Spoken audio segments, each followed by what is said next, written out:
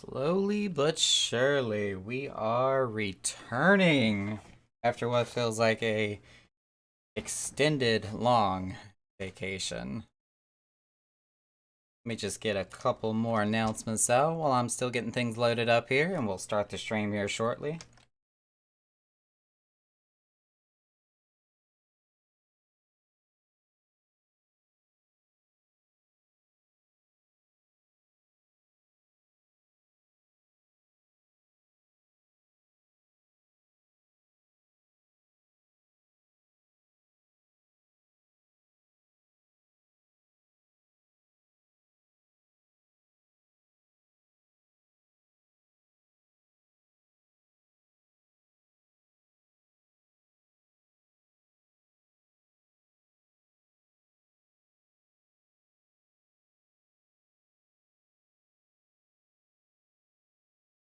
Nine-month wings! Are we officially at 9 months now? We are officially at 9 months. Holy cow, it has been 9 months.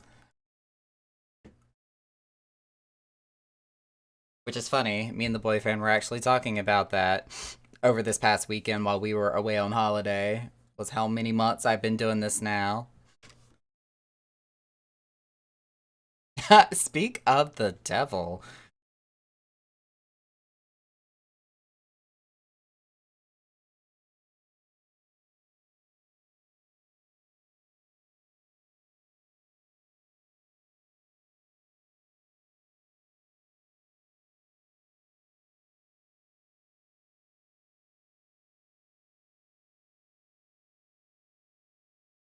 9 month bitches!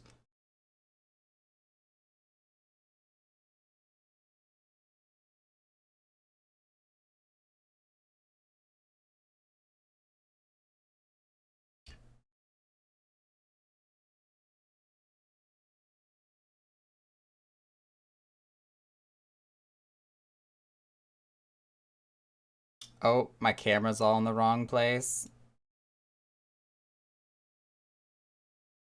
It's gonna readjust a couple things.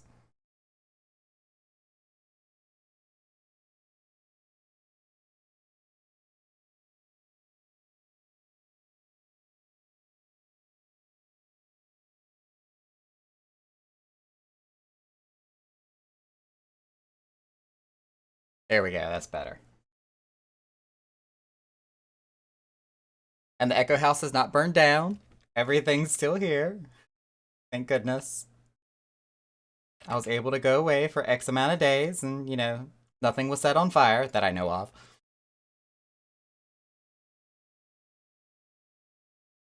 Chocobo stables are clean.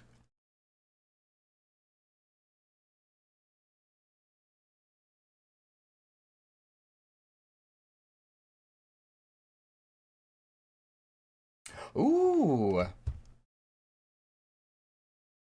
Mia just got a hidden gift sub there from the BF.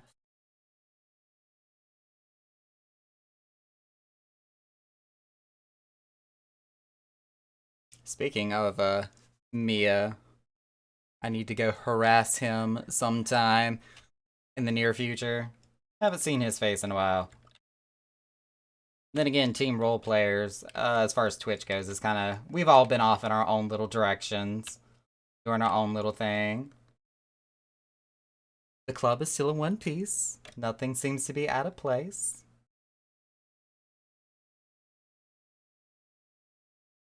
See, this is Daddy Naka coming back to the Echo House, making sure that, the coffers have not been drained, nothing's been set on fire or demolished.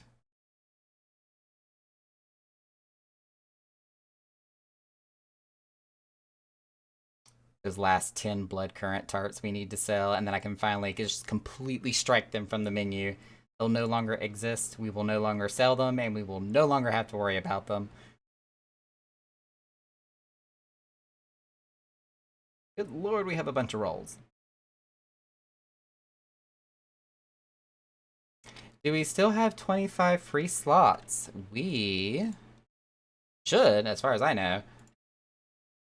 Yes, we do.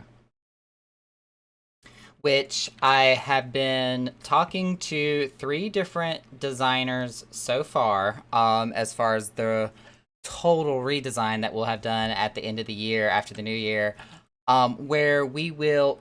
Oh, excuse me. Oh, dang. Chaos snuck in with a hype train started up in here, and I didn't even see it there at the top of the chat. Sneaky. But 3 different designers. One of them is Scarletta, who's actually one of the people that used to work at Echo X amount of months ago. But she's been off doing her own interior design and commission, so she hasn't been able to work for the past couple of months.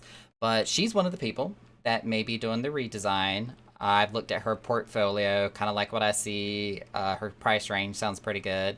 There's also a designer team that's not just like any one particular person. Wow. How come I didn't hear that wow? Do I have something muted that shouldn't be muted? Technical difficulties. I should expect that after turning my computer on after an entire weekend away. But I have been looking at the designer team. If I can find where the portfolio was. Here they are. They are called the Valkyrie. So they're a team of designers put together that can do all sorts of different themes, kind of brainstorm some ideas, do a floor plan, and kind of hash out what the price is going to be anticipated to be. And then I completely forgot what the third person was because I lost the page I had open for them. But I'll hit them back up in Discord, find out what their price ranges are and how they anticipate to do the planning and the brainstorming for it. So all to come. This will be something that I'll be working on during the entire week I will have off for the expansion of Endwalker, and will not have to worry about my day job as I get to focus on the game and our upcoming stuff that will be coming up here in the future. Back to the studio. Why didn't we hear the sound alerts? That's concerning. Let me see if I can find sound alerts here real quick. Sound alerts. Let's refresh this.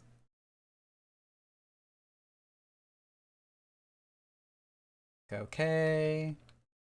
Alright, sound alerts has been refreshed. Why it did not work earlier, I have no idea.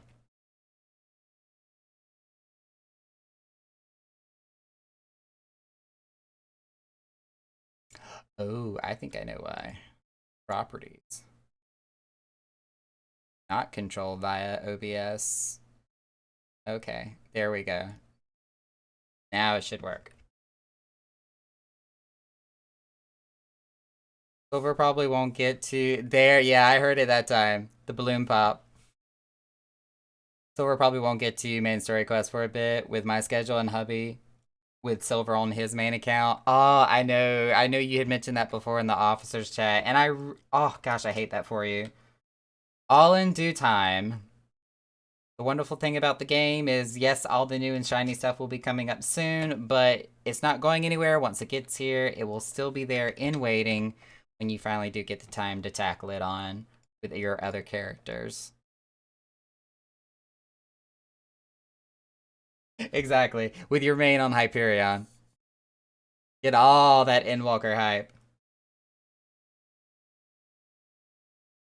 Oh, and now that I am back home, today's tea of the day is the Positive Energy Tangerine Tea that, again, I cannot reinforce enough. There's not enough that they sell at the grocery store.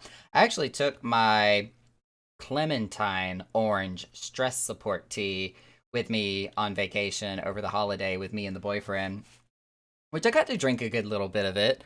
I think I was a little disappointed over the fact that we didn't have any like natural cane sugar that I could have mixed into my tea, but we definitely had plenty of sugar substitute, and I was okay with that. Do that hydrate. More tea. Never enough tea.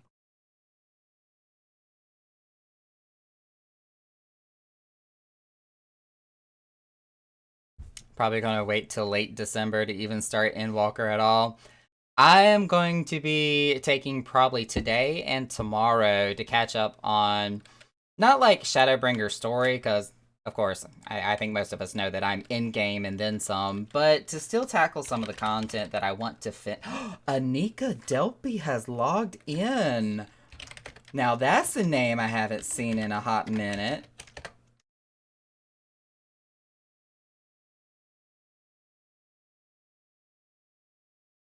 So quick backstory. Anika is old school Echo.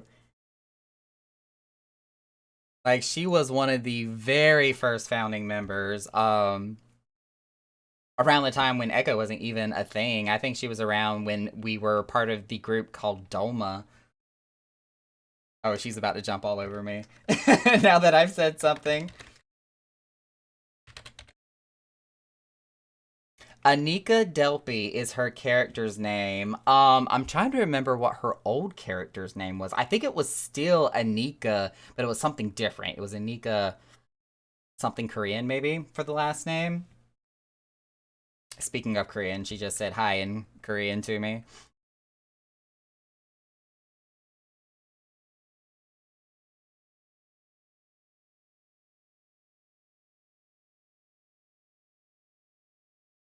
But when we had a messenger group, we actually had a Kick messenger group for us and the old guard of Echo, really.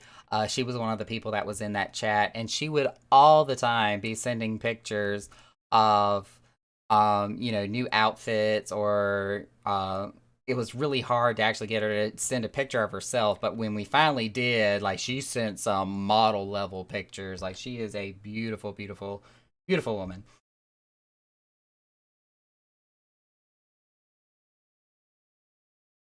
So holiday decor, any in club or just focus on the top two floors?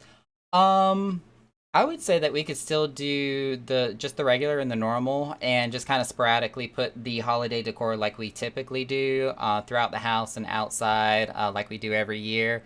Um, Only thing that I would probably mention as far as the decorations go is when we do hit that New Year turning point, um, that we may not have to focus so much on doing like the wintry decorations for downstairs after New Year's, because that's when I'm gonna have the decorating team come in and just completely like rip and redo everything in the club. That's when the whole remodel and the redecoration is gonna take place. But the top level and the main floor we're probably gonna leave alone for the most part. We're still gonna have to figure out how to open up some additional spaces. Most likely, I don't know yet. I still gotta find out what they want to do, what type of slot numbers they're gonna be thinking they're gonna need to work with, what type of furnishings they're gonna use. That's still something I don't have numbers for yet, but we'll figure that out when we get to that bridge.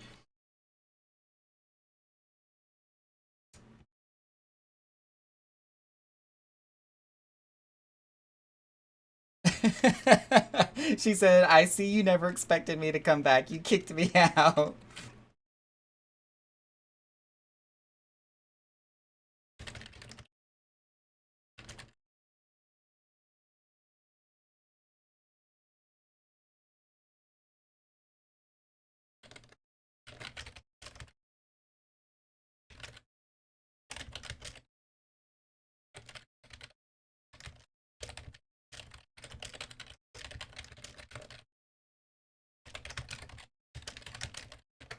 Okay. I told her, there's always a special spot for you to come back, even if you did get kicked out for inactivity or whatever.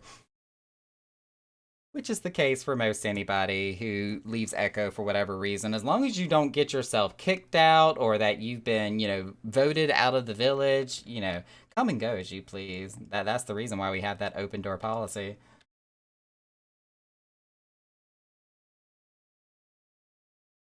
Ooh, so many retainers.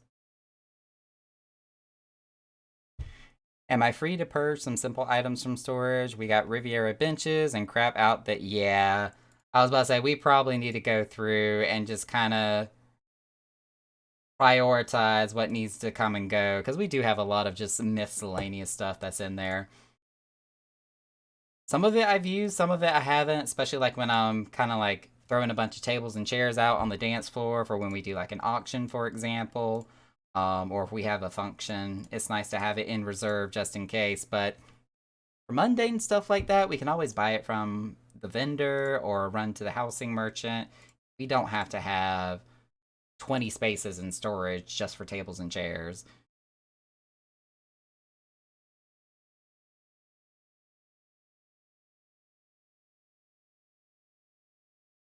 Let me pop a quick word in FC chat that we are streaming tonight, so Anika's not trying to garnish all my attention here, because she's gonna want to have a conversation. Oh, look at that! I got a fat cat! Hey! That's going on the market board.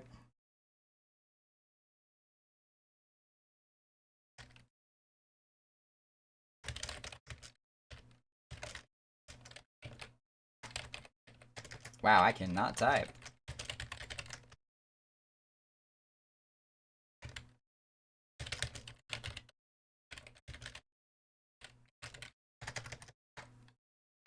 Hey, listen. I know this is on Soundtracks by Twitch, so therefore it's like qualified music that I'm allowed to use on my stream, but the fact that there's even I feel scared to even use their name on live stream, but the fact that there's even a Nintendo associated sound in that song makes me nervous.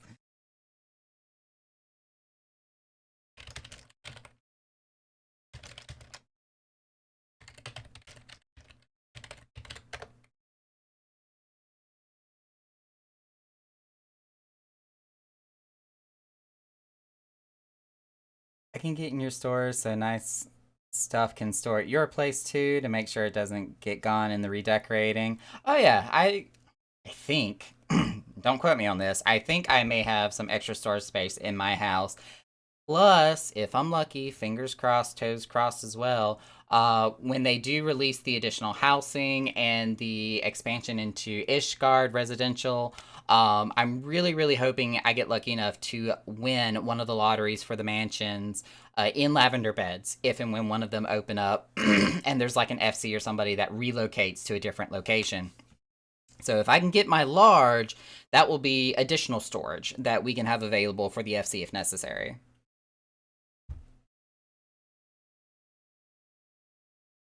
Or to someone.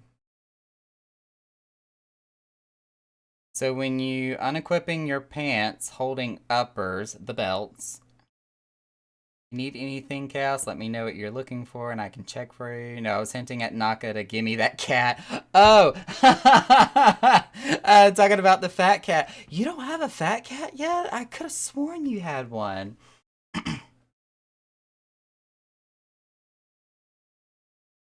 Well, I guess I know where we all expect that fat cat to be going to now. As a matter of fact, we are going directly to the Mog box, the Moogle mailbox over here. It's on record. It is on recording. We are showing to the judge and the jury that this fat cat is immediately going to the love of my life. I'd say his name didn't show up there, and if I hit send and it goes into the oblivion of nothingness, I'm going to be extremely upset. Boom. On record. My boyfriend has a fat cat now.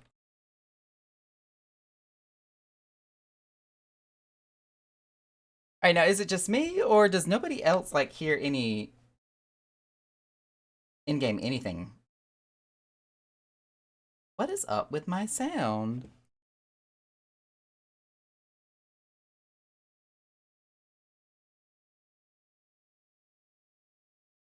I'm gonna restart my audio drivers. Let's pray and hope I don't crash everything.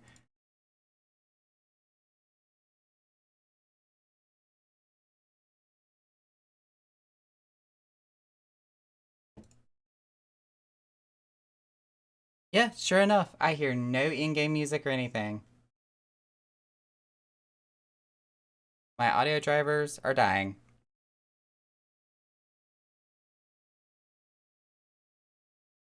So did you see my everyone ping? Maybe? There's a lot, and I say this very carefully, there is a lot in Discord that I still have yet to catch up on. I have been gone for the entire weekend, like half of last week, the entire weekend. I have been paying no attention to Discord, except for maybe minus like 2 messages that were directly sent to me because of, the passing of one of our members here recently. Otherwise, I've been on vacation with like extended family, so boyfriend's family in particular. I have not been paying attention to anything in Discord. I am only just now hardly catching up.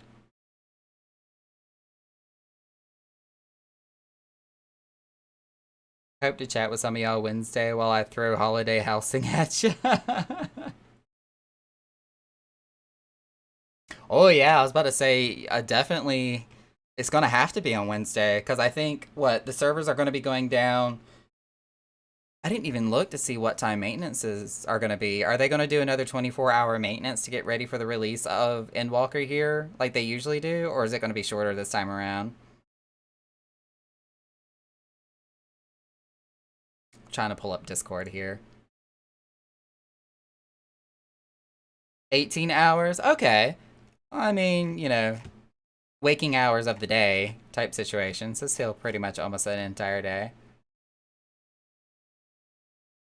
Of course, I'm gonna be right there at the crack of dawn with my alarm set to be ready to log in my in room to be like one of the first people into the server, naturally, because this is my life. Yay, Final Fantasy.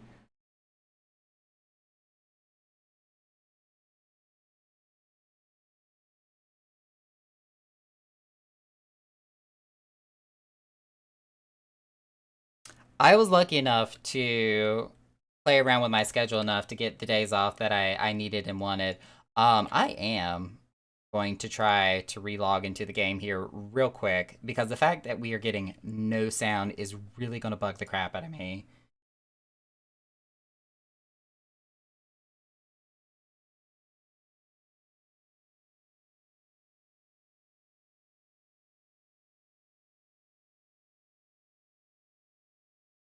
Yeah, we need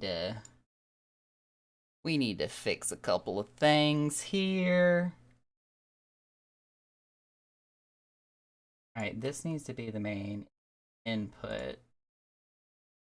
This is what determines where all the other volumes end up going.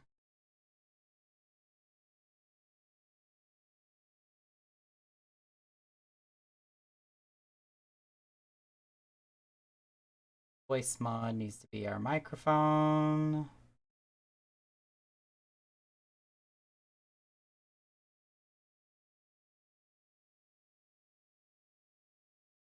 Okay.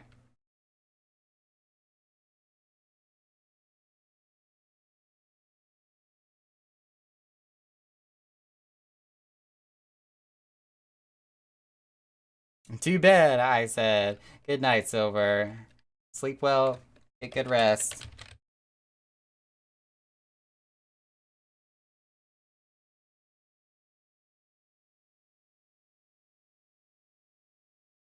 Do my one-time password. And play Final Fantasy XIV. The critically acclaimed MMORPG of the century.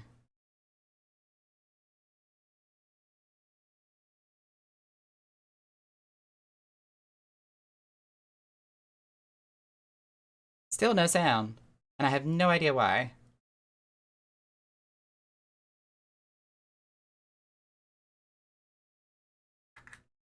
It's alright. It is not that important.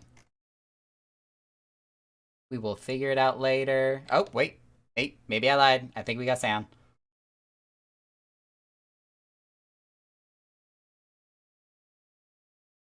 I can hear, like, all my menu options now clicking.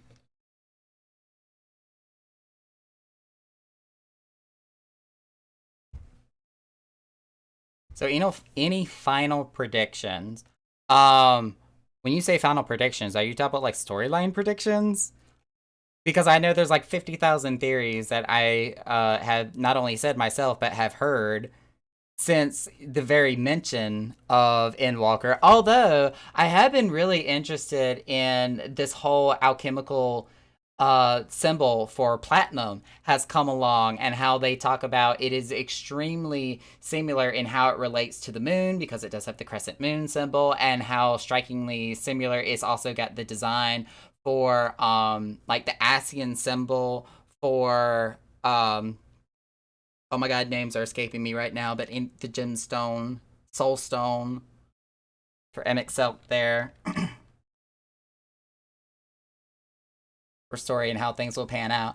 Like, I don't know. And that's one of the most amazing things about story development of this kind that just thrills me so much and actually sends chills up my spine is regardless of what I've heard or what other people may be thinking or anticipating or predicting, whatever have you, um, I enjoy the sheer unknown variable about it. Like, I don't know what's going to happen. I have no idea or any bets or even any guesses as to the probability that we may go down this route or this possibility or this potential future. Like, I don't know.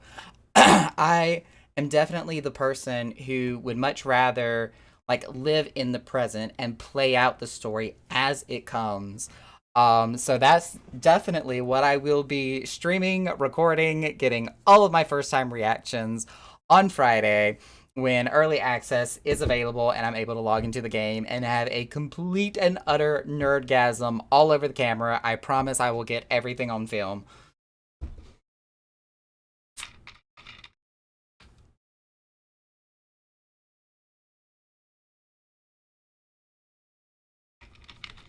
One of the like most common questions I keep getting is whether or not I'm gonna be transitioning over to a bunny boy, and it's like obviously y'all do not know me if you are asking me if I'm gonna be transitioning to a bunny. No, I am hashtag catboy for life, and the only change I have done since I've started this game on day one, um, has been a cat boy. The only difference I have made is I've grown up from cat boy to cat man.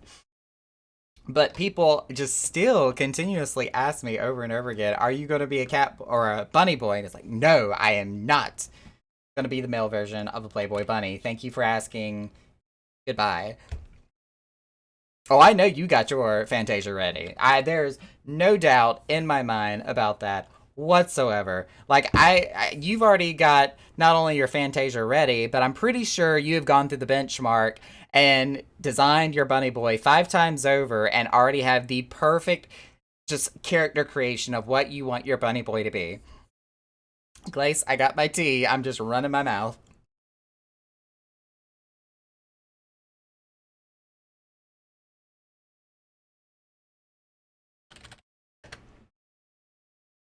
We are getting there. And hi, darling. How are you doing?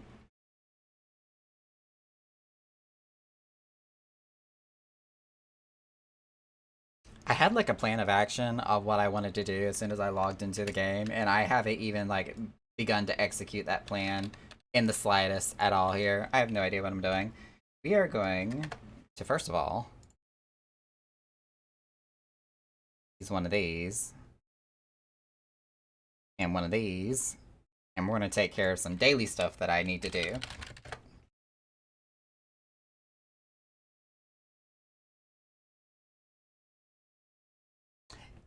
Naka, you know me too well. Spar, I don't even think it's a matter of just knowing you. I think you've talked about it so freaking much that anybody anywhere in your local vicinity knows about it.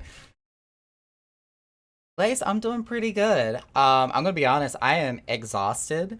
I've had a very long, eventful but fun weekend. Me and the boyfriend kind of went on a Thanksgiving vacation with him and his family. We went to a somewhat local beach, and I had a good time. You know, not only just the time that me and him had together, but also the time with his family as well. But that's probably been the most like socially outgoing activity I've had in 2 years. So I feel like my extroverted mask that I sometimes put on, the battery behind it is completely drained. I am tired.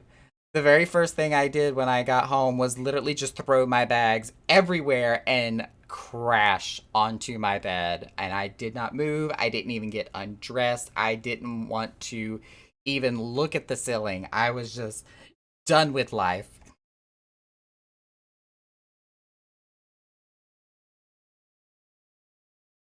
Told him if he's mean to me, I'm fantasiaing into a male Viera. No! I like my Hrothgar husband. Don't do that. Ruin the fantasy. The final fantasy.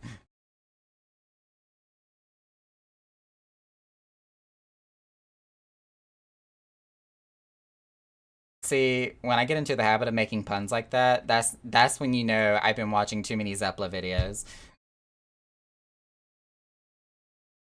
Enough MGP. Oh, good lord, no. I need like 6 million, please, with all the stuff I still want to buy from the MGP store.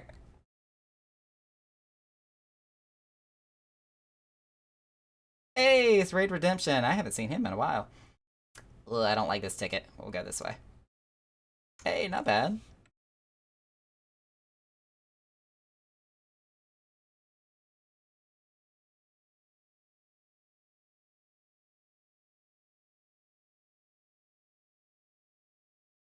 Of course, I have to check out the local Rogadin here. Kind of got this whole like copper look going on about him. Make healers fun again? That search info concerns me.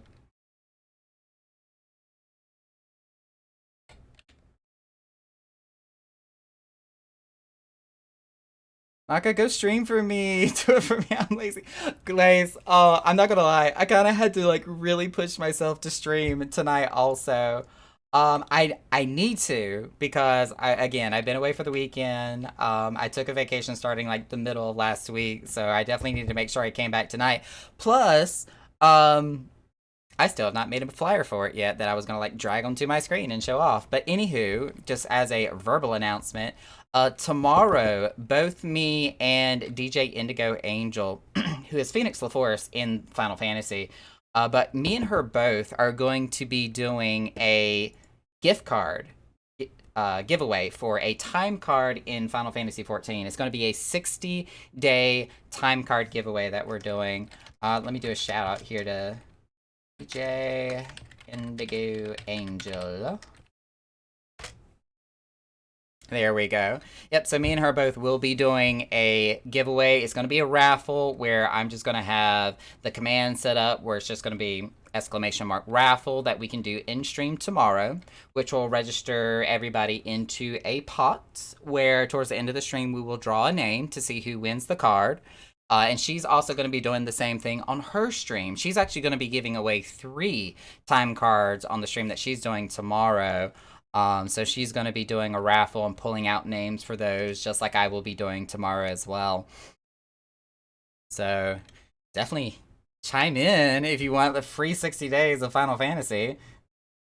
I want to like be sending out tweets and some posts and announcements about it on Discord later on tonight and probably early tomorrow as well. Make sure we get the word out there because I want people to have a chance to win this time card that we are trying to give away. It is really hard for me to talk and try to teleport in the game, apparently. I kept looking at the teleport menu like, where am I trying to go? Oh, heaven help me.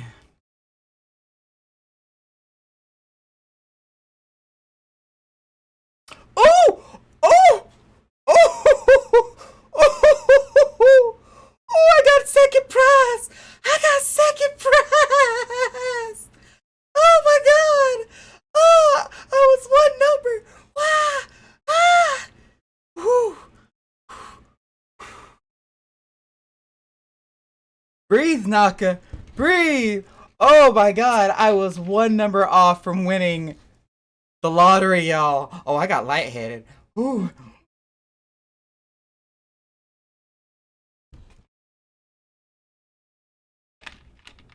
Oh my goodness. Ooh. My face is all warm. Oh my god, I almost won. That is the closest I've ever gotten to winning the jumbo jackpot. We're screenshotting this. Hold up. Boom. Screenshot has been taken. Do you need to go clean up? Girl, I started sweating. I'm not kidding. Woo! I was not ready.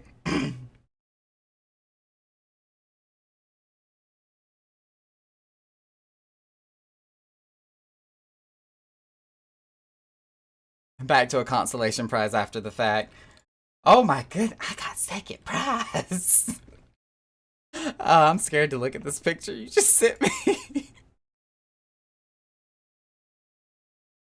Okay, my face ain't that bad. Still can't be as bad as the time that we got the Fwath token when we were doing treasure maps, and you know, like the roulette when it does the little spinny thing, and it never lands on the Fwath. It never lands on the Fwath token. Like one of the very first times I was streaming, we landed on the Fwath token, and I absolutely lost my shit right on stream. Not as bad as that time, but that was still pretty awesome. Now to buy, I'm not getting a ticket with 3 consecutive numbers.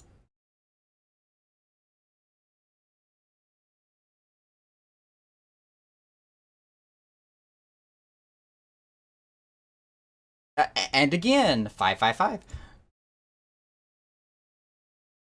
This randomizer is not being very friendly. Cannot believe I got second prize. Oh my gosh. Whew. I'm good. I'm great. I'm not sweating over here. It's fine.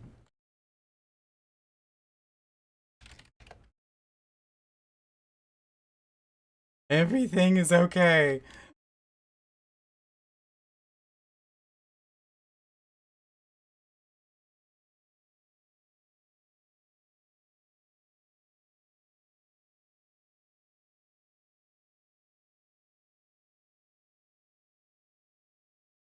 Okay, back to my original plan of going to Gangos.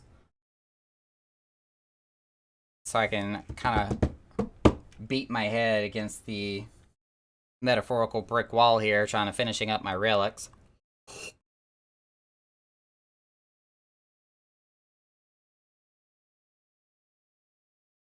One thing I do want to mention and kind of talk about here, because I didn't get the chance to over the weekend, is to backpedal a little bit, kind of take a somber moment, because Echo, in general, we lost one of our members recently. I had received some messages, some tells asking me about one of our former officers, asking if he was around, if I had seen him log in. Nobody had heard from him, or he's just been kind of off the grid for a while. And unfortunately, it does turn out that one of our Econauts passed away.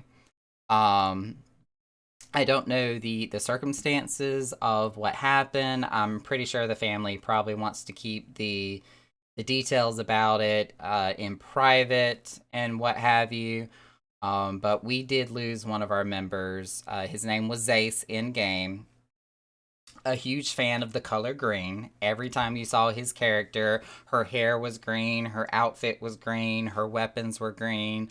And so that was kind of his aesthetic and what he was known for.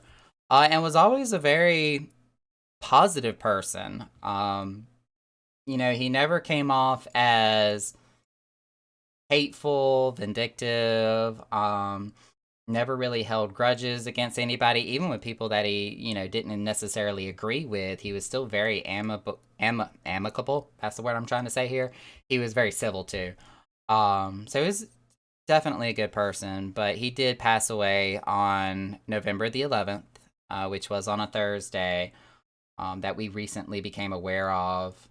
The Free Company actually held a vigil for him on Saturday, which I unfortunately was unavailable for because I was away for the weekend.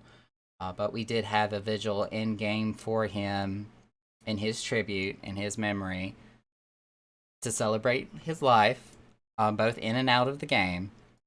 I just kind of wanted to take a small moment to definitely make a shout out and a tribute to him because he was a very prominent person in the FC.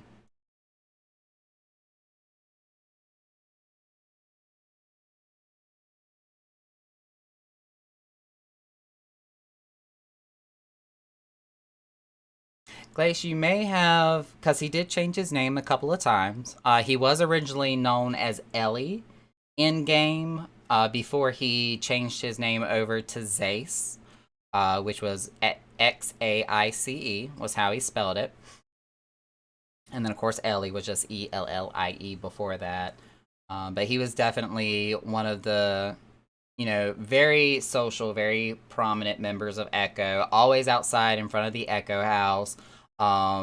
Spent a lot of hours in game. I know I like to kind of pride myself on saying I'm no life Naka, and I spent a majority of my time in the realm of Eorzea. But he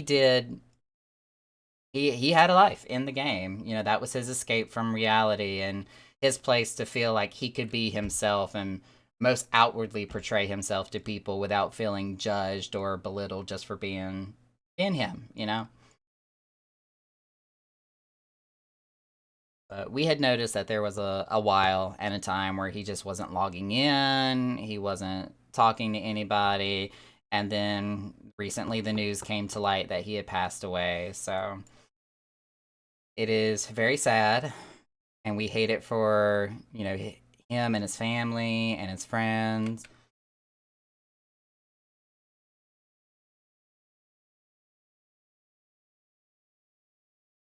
But he was a religious person, so I would like to think that, he's in a much better place and definitely, lived his life the way that he wanted, so he's definitely without regrets. Lost a Final Fantasy friend years back. It's not easy. I know with a lot of older generations, they're just kind of like, internet friends are just people on the internet, and it's a lot more to it than that, than what they realize. Like, we actually form genuine bonds with people over the internet. It is still just as much a social interaction as people that we meet IRL. So when we lose those people, whether it be a freak accident or due to health reasons, or if it was just their time, it's hard, and it doesn't make it any less impactful than losing, an actual friend IRL. If not more impactful, just for the plain and simple reason that you physically can't be there for any type of like wake or service or funeral of any kind. I mean, you do what you can. Like, we held the vigil for Zace at his house on Saturday with the Free Company. And again, I hate that I wasn't able to be there, but it's those little things that we try to do.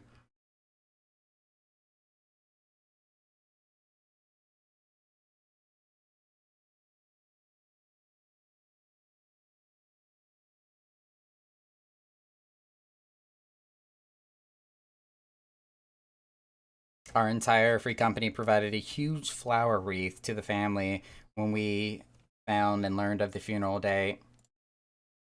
That's awesome. That is actually very thoughtful and very genuine. I know when we were able to get hold of the article, the actual obituary. Again, it didn't have a lot of details as far as like the actual events that took place, and as far as really when and where the services were going to be held. But I think somebody that knew of his online community and the people that he spoke with and hung out with online was able to actually touch base with his family and did let them know you know, hey, all of his friends that he had online, you know, they definitely send their condolences, and they are doing their type of services and memorial for him, and actually let the family know that, you know, hey, this was a thing that was happening. So I hope to some level that provided some degree of comfort to them.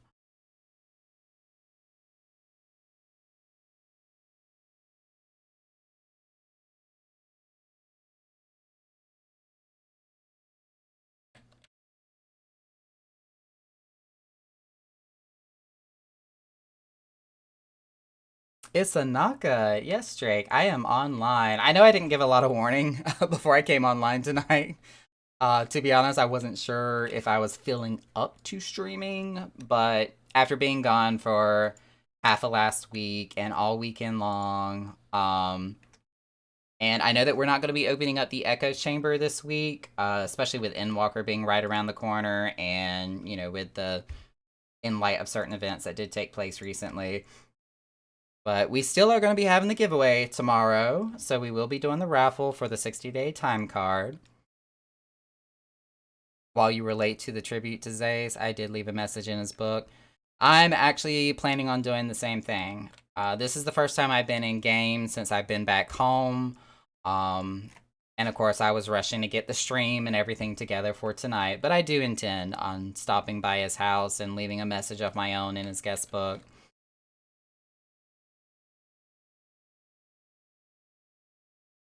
Redeemed Hydrake.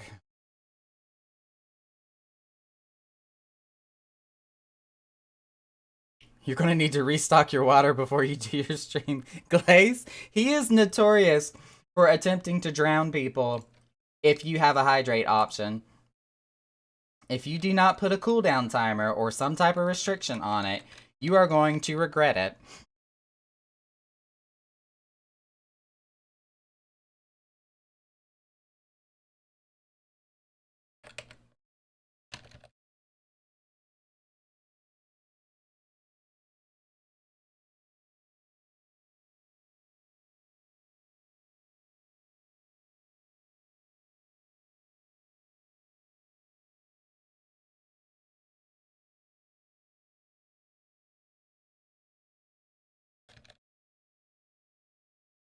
Oh, let me not stand to where that tank buster is about to happen. That could prove to be fatal.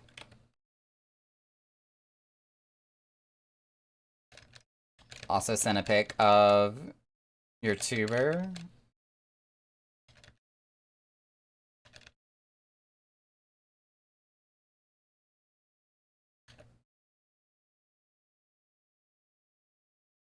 Naka knows how to change the price. Yeah.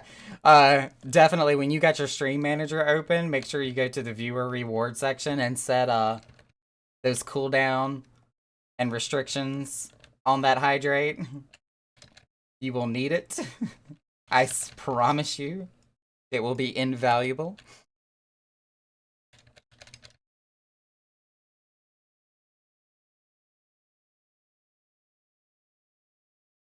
Ooh, I do like your avatar, Glaze. I almost called you Grace for some reason. Ooh, and our tank almost died.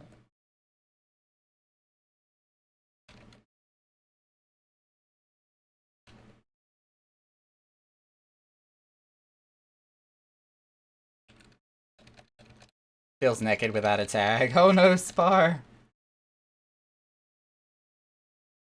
Why is our warrior taking so much damage? He's not even the one tanking.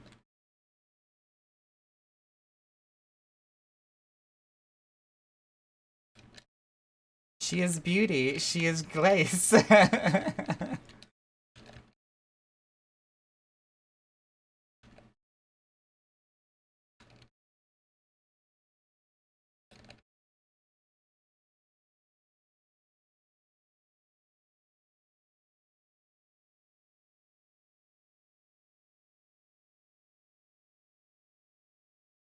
If somebody dies, it's cause I'm not paying attention.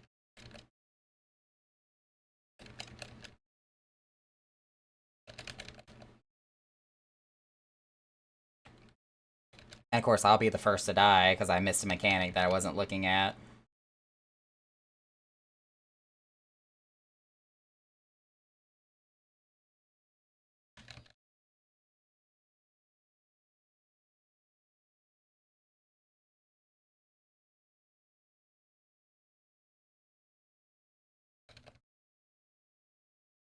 Ooh, and it's probably not a good idea me mentioning this while in the middle of a fight, but I do have. Oh, well, I was about to say they're about to die. I do have a gift that I recently received from Square Enix that I need to show off on stream.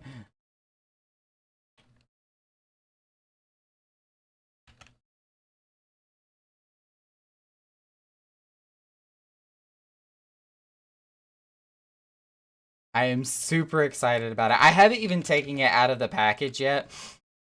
I took it out of the box when it came in the mail, just so I could figure out what it was that was sent to me. But I haven't even taken it out of the package, and I was having an just complete conniption fit once I realized what it was. Tank, tank, for everything that is holy, and not my spell that does an AoE. Please stay alive. It was not my fault that you died. I was paying attention. And now both red mages are dead.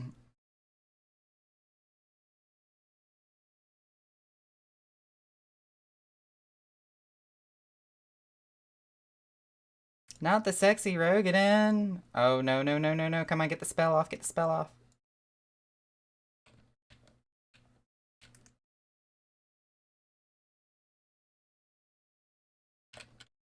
They're gonna make me work hard for my money. Ooh, crap.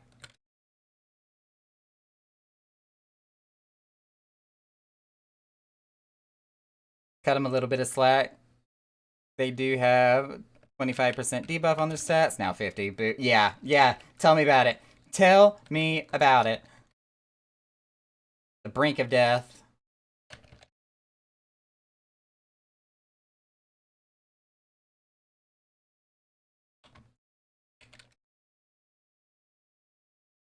Time to go get ready for your stream. Alright.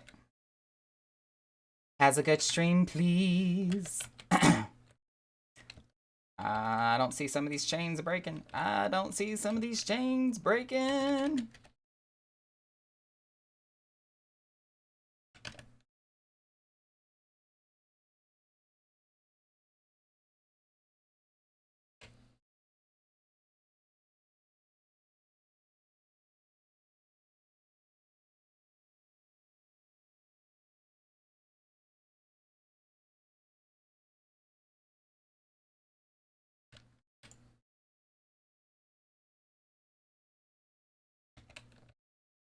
Okay, first boss is dead.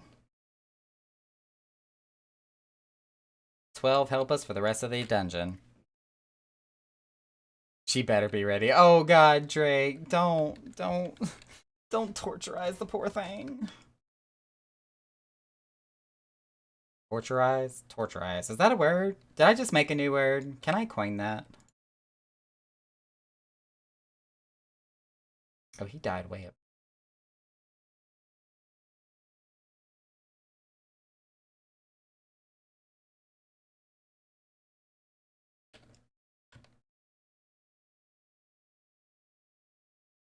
In the words of Mijuti from Baten Kaitos, Eternal Wings in the Lost Ocean, Aqua Burst. Yeah, you lost me on that one.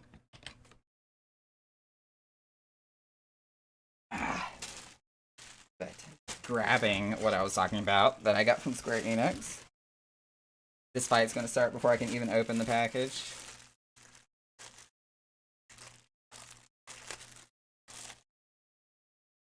Yep. I knew it was gonna happen.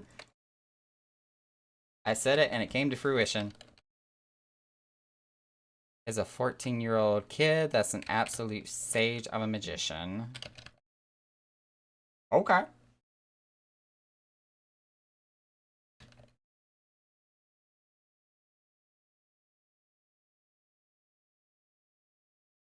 I'm so excited to show y'all this t-shirt here when we get the chance.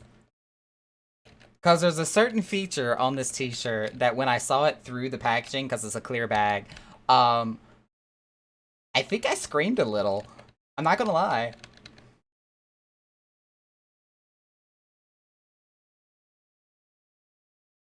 There's a lot to it that kind of gets deep into the story and lore of the game universe. So this is a game reference?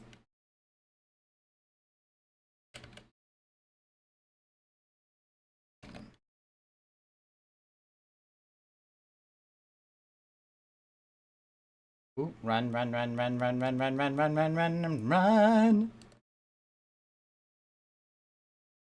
Okay. Serious! Just sending waves and greetings. I've been helping the boyfriend with the game, helping him get the hang of Blue Mage. Awesome. Healing my ass in dungeons and, watermelons. Interesting. Have a fun stream, everyone, and I'll fall asleep on my desk again. Aw, serious. I hate that you have such a hard time getting proper sleep. Oh, run the other way. Run the other way.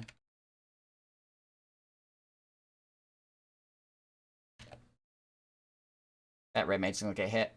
Boop.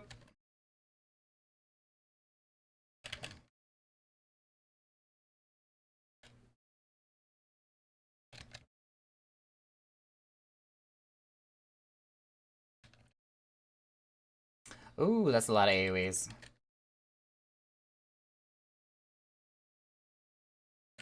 Oh my god!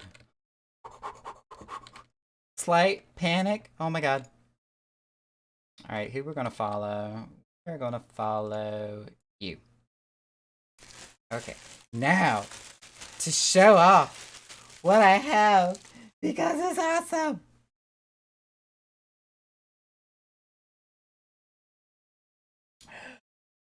I got my perfect Alexander t-shirt! Rebuild, remake, reform. This t-shirt is amazing.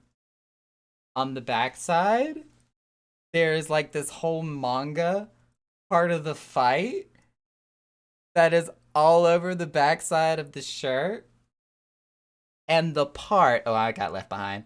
The part that made me squeal when I got this shirt and I looked inside the bag, if I can get it flattened out so I can show y'all while trying to run at the same time, was what was on the collar of the t-shirt. It's the kitty cat! With the hearts and everything done! I love it. Somebody died.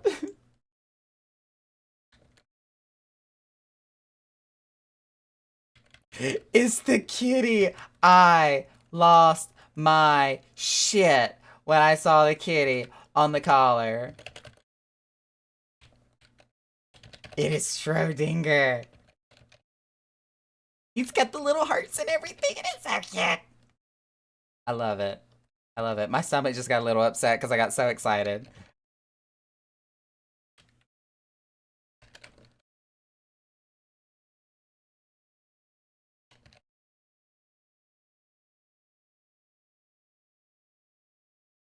Oh my god, I'm trying to do all this one-handed.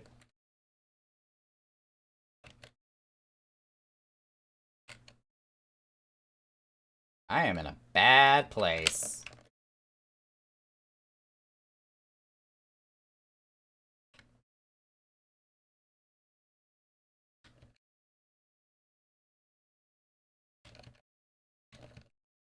Squeenix Kitty! Oh, the Squeenix Kitty is just everything and more that I did not realize I wanted.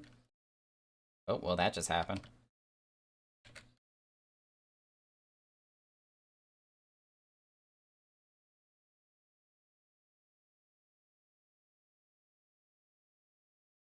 The reason I love Alexander is just for the kitty alone. There is no other reason. It's just for the kitty cat.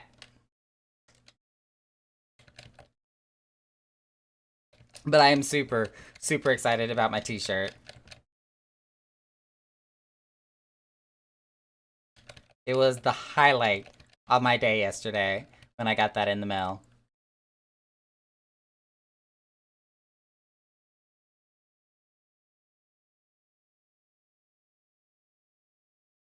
As a matter of fact, this will probably be the shirt I wear for tomorrow's stream. Not gonna lie. I'm gonna go ahead and like do my laundry, get all my clothes washed from this past weekend, and I'm gonna wear this shirt for tomorrow's stream.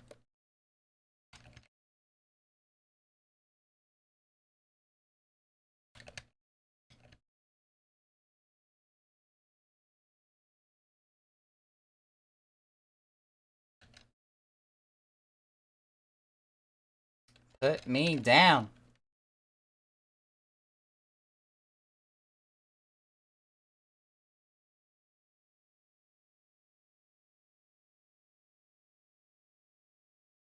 Where? Oh, I was like, where is this red mage who's not getting any heals?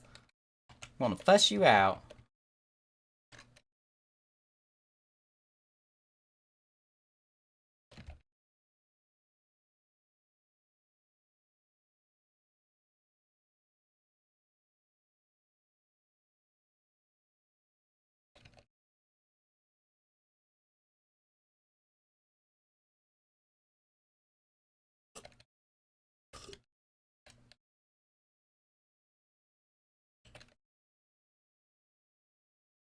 But as another soft reminder, since we're like mid-boss fight right now, not even boss fight, more like mini-boss, we are, for the Echoes Chamber, before I get ahead of myself here, for the Echoes Chamber, we are going to be closed for the rest of the week. We will also be closed the following, this upcoming Monday and Tuesday of next week, because of Endwalker and all the content and everything that is going to be released. Oh crap, I was not paying attention to which two were the safe ones. I'm about to follow everybody and pray to God I don't mess up. Or we could just kill them, you know, that's cool too.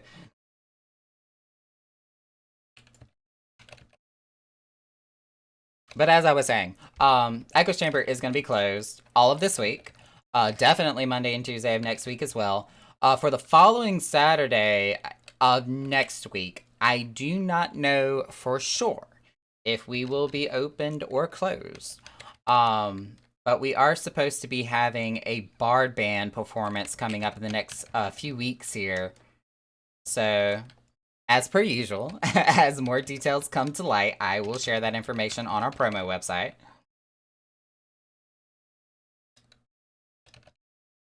And our Discord, of course. Please don't kill my tank. I would really appreciate it. Oh my god, you almost killed my tank.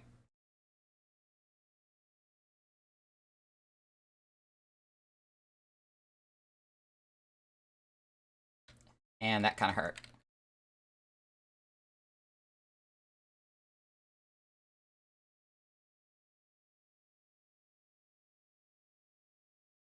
Since I've been meaning to do this earlier tonight, shout out to Zace's channel. Yes, thank you. Especially since we were talking about his tribute and memorial. That was done just a Saturday night in his memory.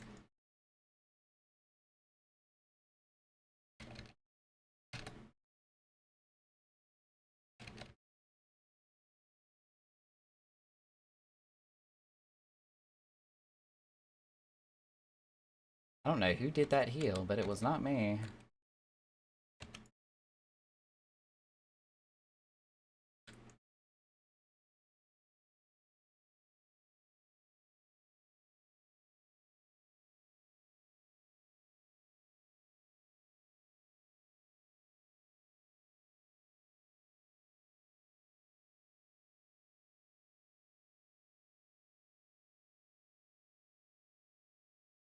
Time to Endwalker. I'll probably clear the content in a week or so. That's actually kind of sort of my plan and intent is I will be hitting it up early access. So starting from Friday, forward from like the next week on, I will be running and streaming all of the Endwalker content, as well as the new classes and new side content that will be coming with it. I will also be focusing on doing promotional events, as well as working on some actual YouTube videos, which feels like I've not had the chance to do at all, since I've taken some time off of work, my day job at least. So we'll be doing all of that next week. And then hopefully by that point, we'll kind of sort of resume our normal schedule of going back to the Echoes Chamber and planning our weekly events and auctions and community stuff that we do. Oh, somebody's got banished, thank goodness.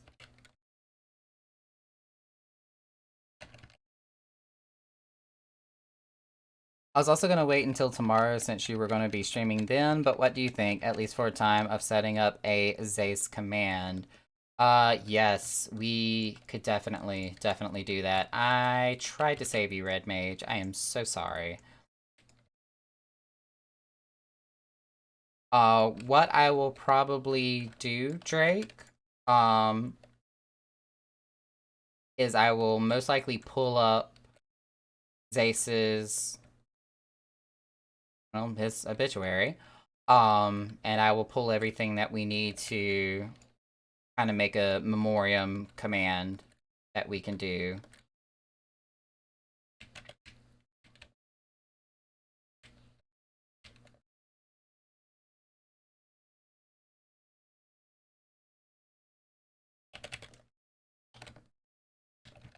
Naka is trying so hard to talk and DPS and heal, and brain can't function. Syntax error, help. Oh god.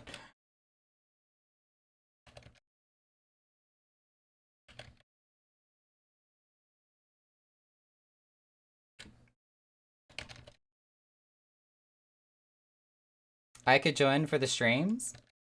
Oh, serious, you may have missed what we were talking about for tomorrow's stream. Tomorrow, me and another streamer, DJ Indigo Angel, is going to be doing a giveaway for 60-day time cards for Final Fantasy. So I will be giving words are hard, y'all. I will be giving away one on my stream, which will be doing a raffle. So I'll have like a raffle command set up that anybody and everybody can type in chat to do for the drawing for the 60-day time card. DJ Indigo Angel will actually be giving away 3 on her stream. So whether it be in mine or her stream, and I don't see any reason why you can't double dip a little. Definitely enter to win for a chance to get one of those 60-day time cards, and that'll be, 60 days you don't have to pay for Final Fantasy.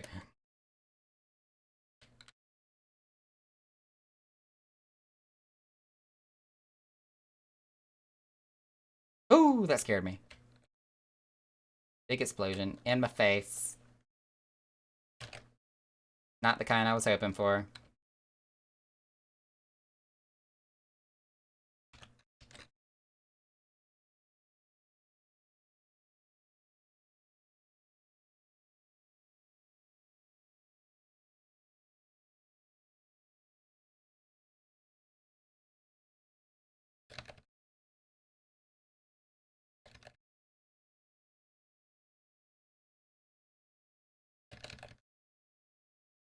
I tried to get that shield on our tank fast enough. Just did not manage it in time. But he hardly took any damage, so I can't complain.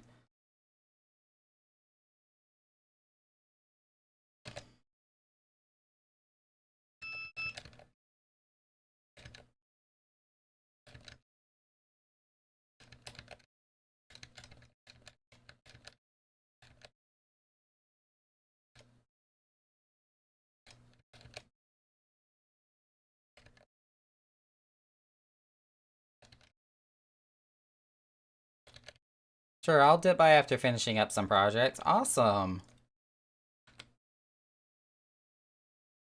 I need ice. Ice, ice, baby.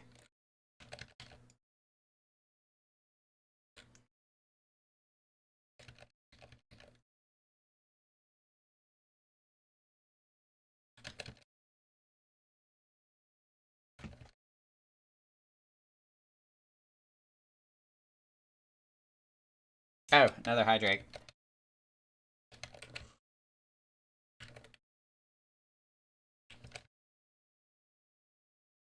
That's a bow, people.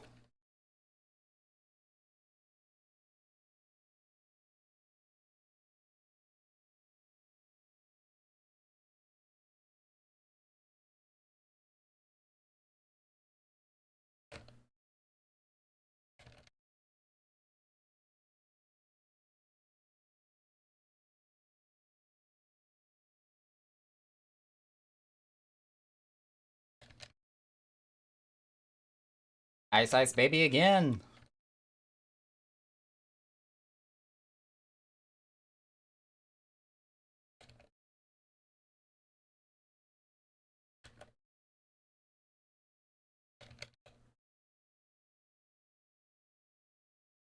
Ooh, Makina's gonna die.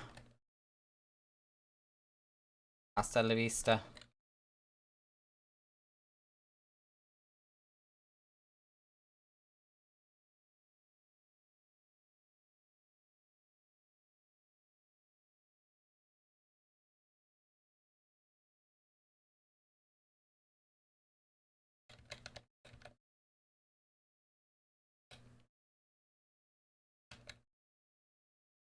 That's a sword.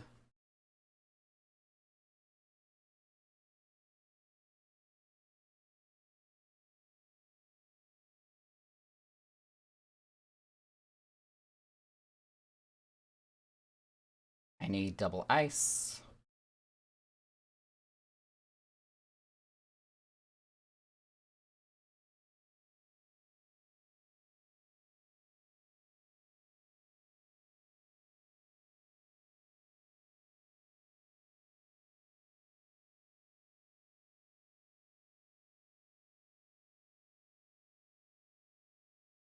I think I drowned Glaze Stream into resetting. Oh no!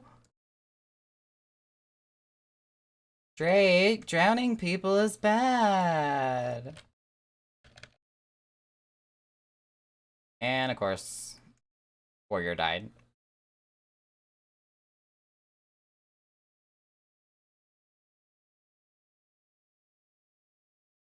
Warrior's about to die again.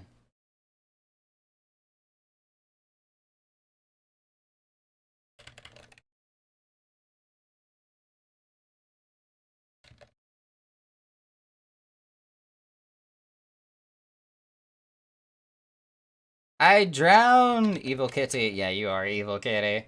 There's no question about that at all. Never once have I questioned that. Should be a staff. Yep, there it is.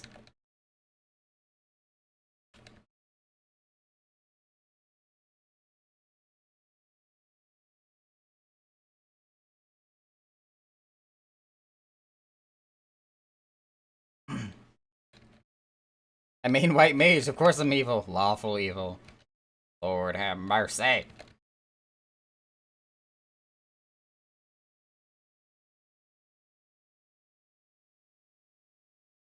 I need double ice. Right here.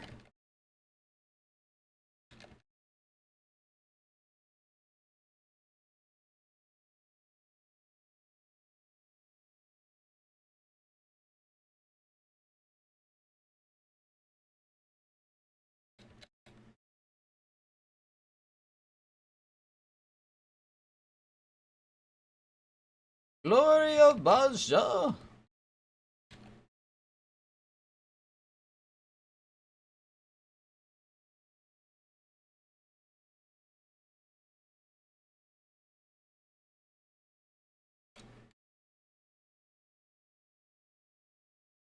But aren't white mages supposed to be helpful and kind? Well, if you want the Good Samaritan, buff, or not buff, achievement, yes.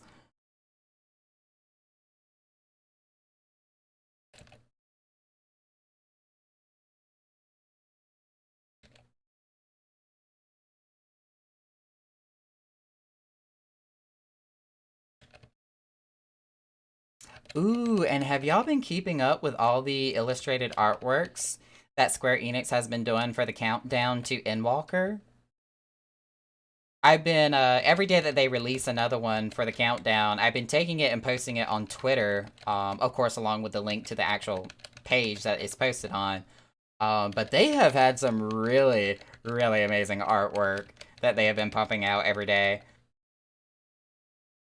I need a double ice arrow if we do not end up killing him first.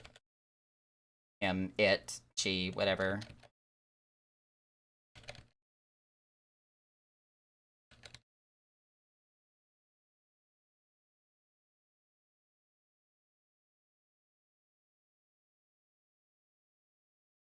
Unfortunately for me, I can't necessarily ask the Trinity Avowed, you know, what their preferred pronoun is, because instead of giving me their preferred pronoun, they're probably going to try to shove a sword down my throat.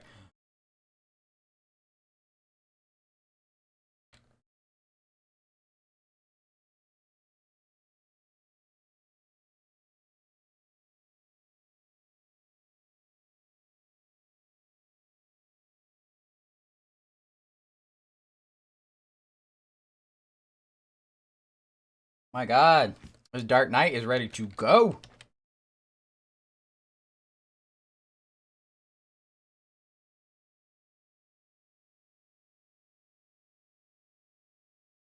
The the La Father.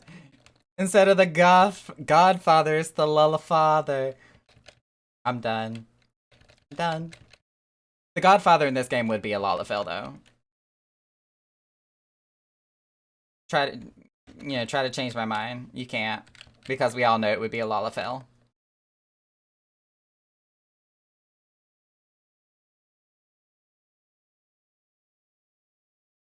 Oh, they used the Blackest Night. I was like, how did they not get Doom?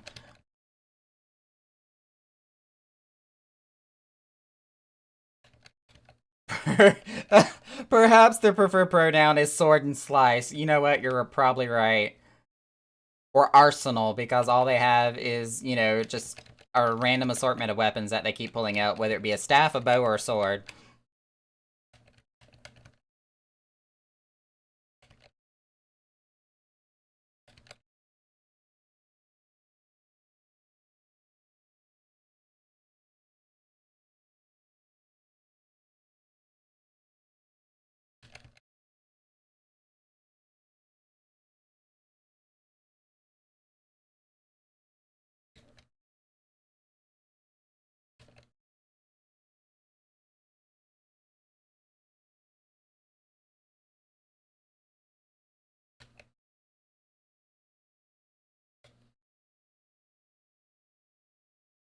She is, like, all up in my face.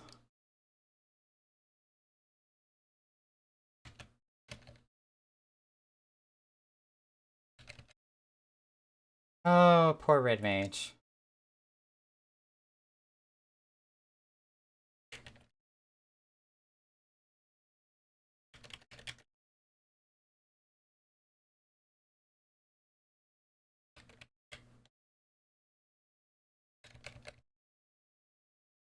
What's the difference between you and me playing healer Naka? Oh, quite a bit.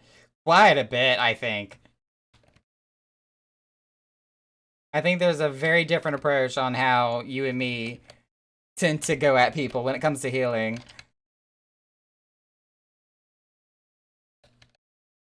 Drake, I hate you. I infinitely hate you with a passion right now.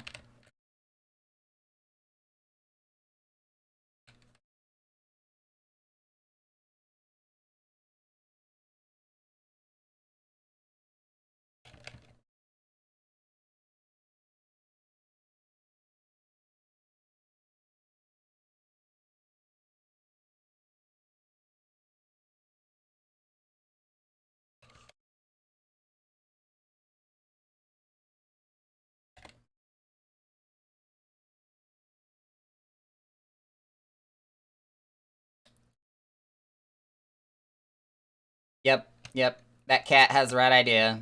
Smack right in the face. Right between the eyes.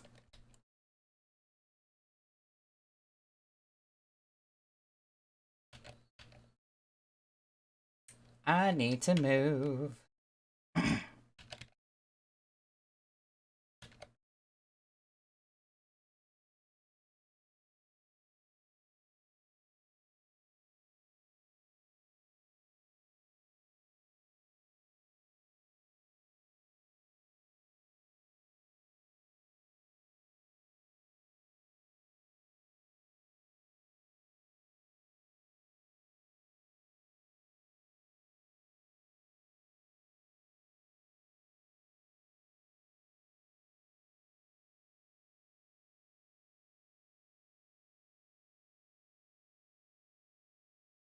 Oh my god, all that shielding. All that shielding. And our Dark Knight still got the hell smacked out of him.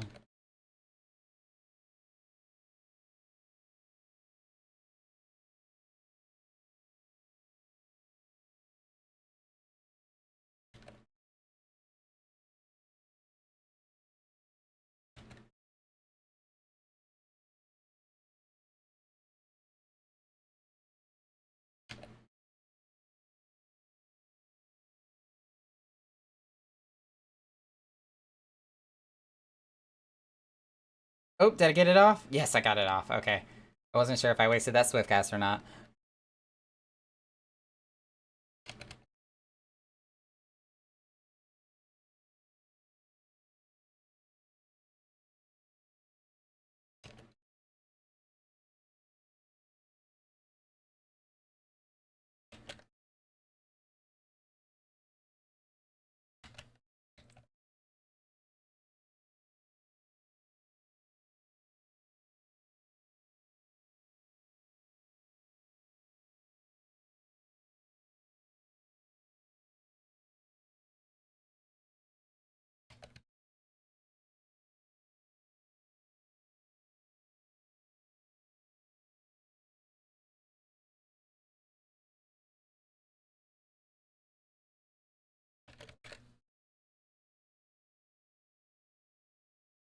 Look at me multitasking. I'm over here trying to take insulin, heal, and fight all at the same time.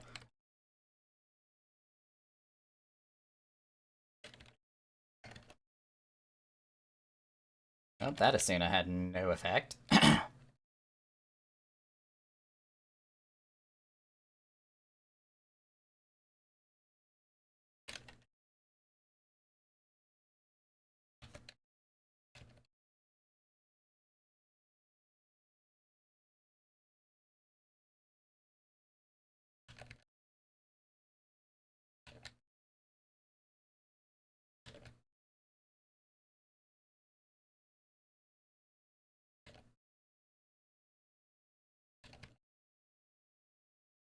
Don't get the wrong amount.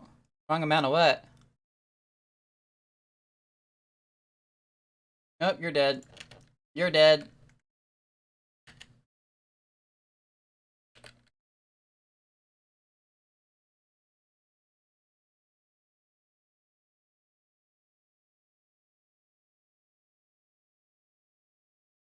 I don't have enough buttons. Oh my god.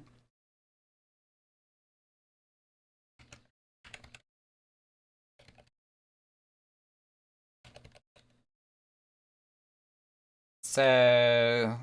Everybody's blind. Oh my god, which way are these lines going? Holy fuck, fuck, fuck. Ah! We has a problem.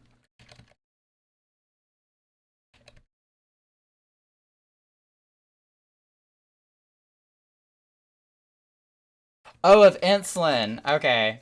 No. I've had an insulin pump for so long, and, you know, on top of that, also being diabetic for so long, that I can literally, as long as I look down long enough to unlock the screen of my insulin pump, the rest of it I can do from muscle memory and know exactly how much insulin I'm taking. I don't even have to look.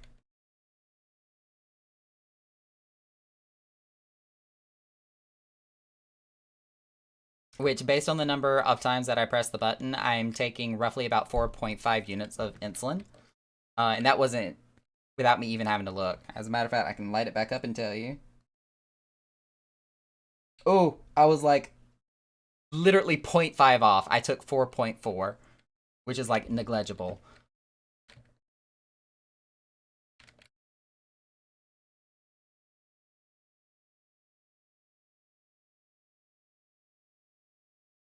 Please tell me I had both quests, raw emotions and time worn artifacts. Okay, I would have been kind of upset if I would have messed that up.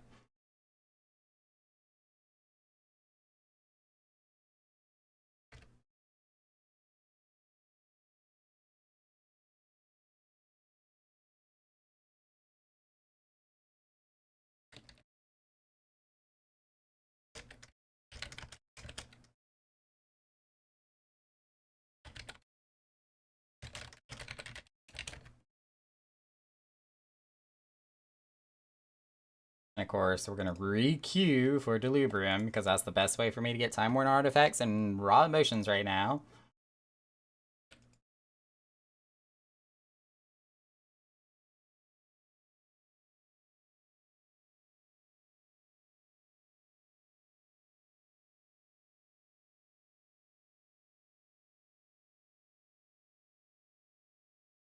Talking about diabetes, I was actually kind of having this conversation with somebody earlier in the evening where they were having some blood sugar concerns and was kind of thinking about, do I need to go see a doctor? And I was letting them know, well, if you're having symptoms A, B, or C, or if you're starting to experience this after a certain number of hours, it probably would be a good idea to go see a doctor.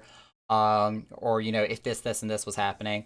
And I kind of had to sit there and think to myself, it's like, I bet you if I took one of those tests to become a certified diabetes educator, a CDE, I could probably pass the test better than some actual registered nurses who do actually teach these classes.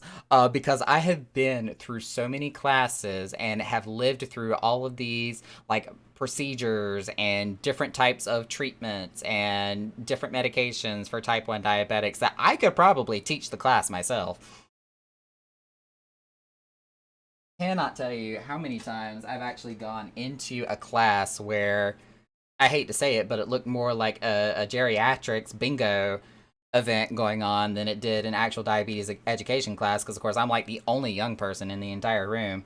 Um, but how many times I actually end up helping teach other people how to test their blood sugar and count carbs and, do the math when it comes to carb counting and balancing your diet and injecting yourself with insulin. I probably spent more time teaching the class than I actually did learning anything from it. Oh, there's Antikisa.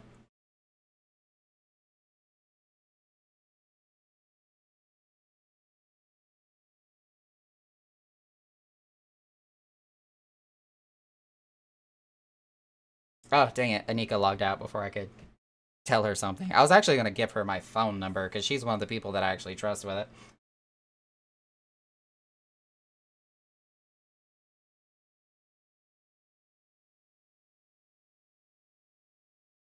Hubby has 5 relics completed so far, while I only have 1. Oh dear lord. Let's count the number of relics Naka has completed here. Or not, the queue could pop too. That's cool.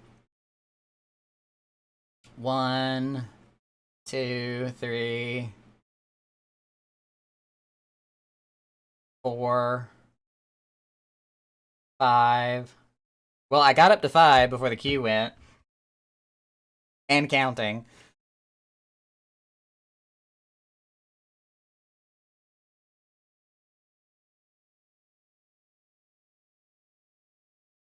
6, 7, 8, 9.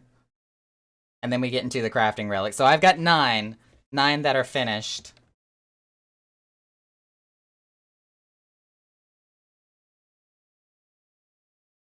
The people who live through the experience will often have plenty of knowledge about whatever it is. This is true, because we actually have to, on a daily occurrence, repetitiously live through the stuff that they teach in those classes. So it makes a lot of sense for us to have, like, intimate hands-on experience when it comes to this type of thing. And plus, like I tell people all the time, as a type 1 diabetic who was diagnosed with the disease at a very early age, I actually consider myself to have been very lucky to have gotten type 1 diabetes at such a young age. If it was not for that fact, I probably would have had a very, very hard time adjusting my lifestyle to it. Because at the early age of 11, I didn't have a lifestyle. I was a kid. My life consisted of trying to do what my parents said. That was my lifestyle. So when diabetes came along, it was simply just another new shiny thing that came along that as soon as I learned everything I needed to learn, it just became a part of daily life. And that's all I've known for as long as I've been little. So I didn't have to really adjust anything. My parents had to. Their entire worlds got flipped upside down when it came to their son in that regards. But for me alone, nah. But for all these other people that are, you know, well into their 30s, 40s, 50s, sometimes 60s, if not later on in life, who are, for the first time ever, having to check their blood sugar or change their eating habits or, you know, exercise routine or just their lifestyle in general. You know, that's a, they're kind of set in their ways by that point in life. So to have something that completely turns their lifestyle on its head, um, it's rough. Like, I know it has to be rough. And it's one of those where you can't just ease yourself into it or take it, you know, baby steps at a time. Like, you pretty much have to immediately start making some changes, or you could be putting your life at risk. It is literally a life-threatening disease if you do not maintain it and control it, which does take a certain level of self-discipline. And for some people, that is hard.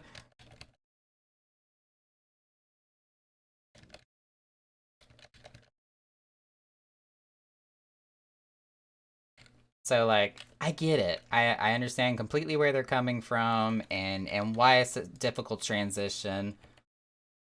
But I will admit, for some people, it's just, I don't know, like they don't understand the gravity of the situation, that if you let the disease control you instead of you control it, it will kill you. Plain and simple.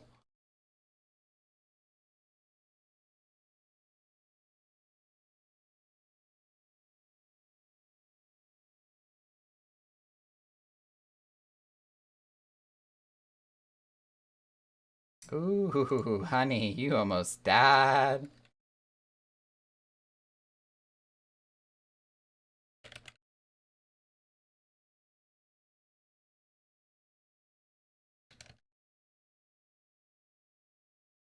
This raise isn't free.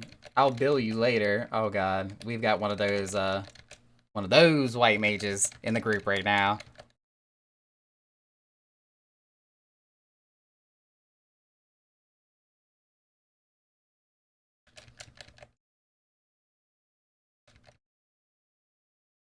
See, like your aunt, she had to face the hard choice of taking care of it and controlling her blood sugar or losing her eyesight just a couple of years ago. Yeah, that's one of the things that I always talk to with my own optometrist all the time is it's very easy for it's literally sugar crystals that develop in your blood. That's what it is. Like when your blood sugars run high, you have legitimate, literal sugar crystals that are flowing through your veins. And when you get involved in those really tiny capillaries that are like in the back of your retina or like in the tips of your fingers and your toes, like those sugar crystals will literally erode like sandpaper away your membranes and nerve endings, and it can cause some serious long-term damage if you don't take care of it, like, out in front of it. And that's one of the things I always get checked when I go to see the optometrist is they're checking the blood vessels in the back of my eyes, making sure that they're not swollen, burst, or, you know, having like any excess blood flow that is leaking out. They're always checking for that kind of stuff. It can cause glaucoma and blindness and all sorts of crazy stuff. Dialysis is also very common for diabetics too that don't take care of themselves, because one of the first things to go is your kidney or kidneys.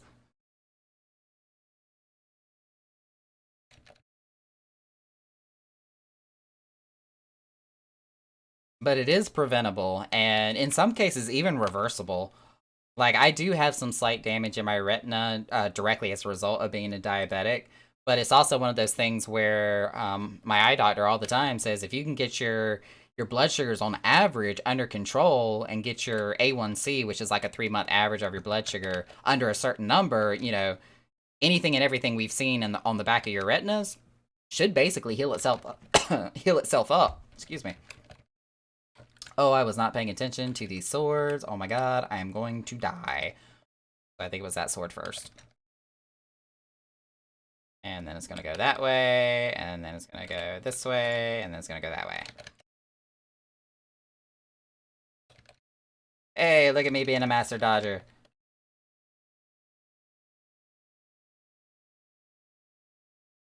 I need to run away. Oh my god, I'm running in the wrong direction. Ah! Oh, goodbye, tank.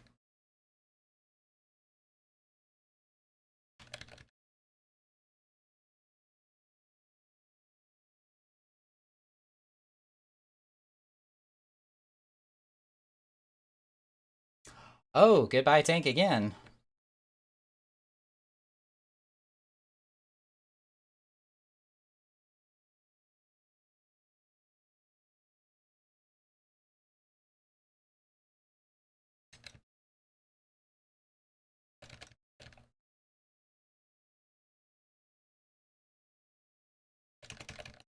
Well, that's good. Yeah, it's one of those things where kind of like how the doctor even says, you know, you need to get more physical exercise. You need to go work up your heart rate and get your blood flowing more often or lose some weight or whatever it is that they always tell you when you go to the doctor's office. It's kind of one of those things. It's the same with diabetes, but there's a lot more risk involved. Where if you don't actually do the stuff they tell you to do, you're going to be meeting the end of your rope a lot sooner than you anticipated.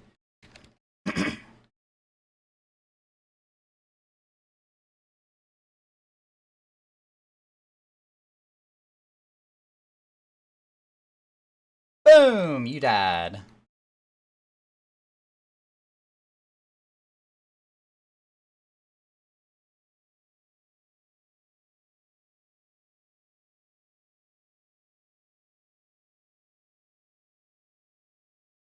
Wow. Wow, that was a lot of people that just almost purposely walked into that bomb.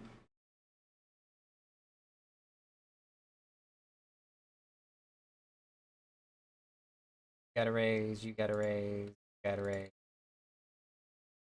Everybody gets a raise! Welcome to the Oprah Winfrey Show.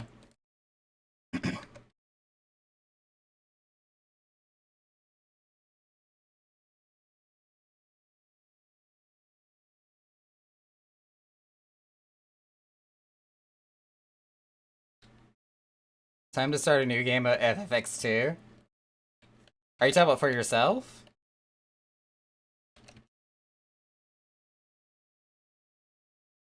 Is that gonna be like your hold me over game until Endwalker comes out? Oh shit. I tried to get that regen off in time. For now. I honestly would not mind going back and replaying X2. I really enjoyed the game. First and foremost, because, you know, the little homosexual cheerleader inside of me from when I was a kid wants to relive that whole opening sequence again and redo the choreography of, what can I do for you?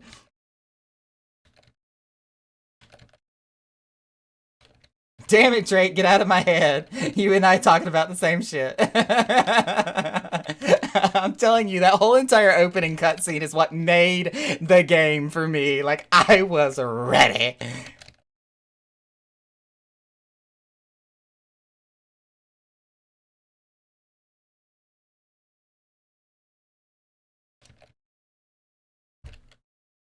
YRP. In position. It's showtime, girls. Not to mention, Pain was such a total badass.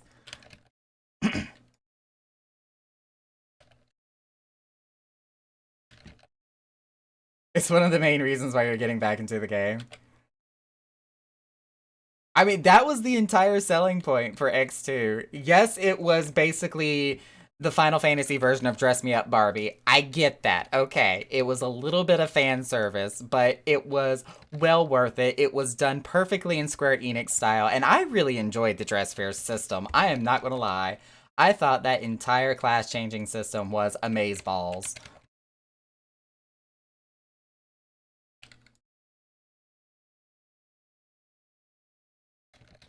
I mean, if you could not appreciate the, you know, magical girl transformation sequence that took place every time you tried to adjust your dress sphere, then just turn off the animations and the cutscenes with them.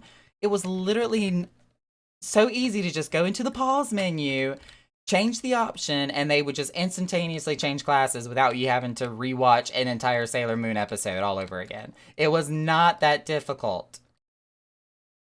Oh, you're gonna die. Or not. Wow, you got lucky as hell.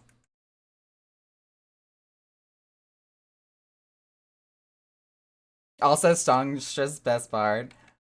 I was a super huge fan of Dark Knight in Final Fantasy X, especially when Pain wielded Dark Knight. Oh my god, the DPS that Honey would put out when she was a Dark Knight was scary.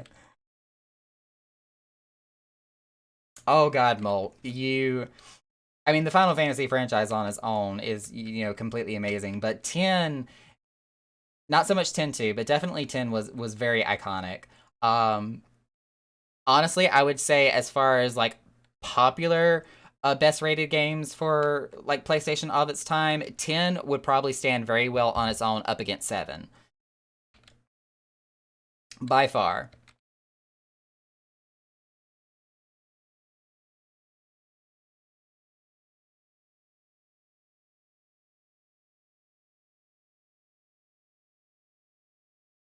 And my introduction to 10 and 10-2 was actually completely ass backwards because at the time it was kind of an agreement between me and my best friend in high school at the time that if she would buy Final Fantasy X and I would buy Final Fantasy X-2, that way she could play one while I played the other, but we could still watch each other play the other game. It was kind of our way of beating both games at the same time without having to sequentially play them solo on our own. It was weird.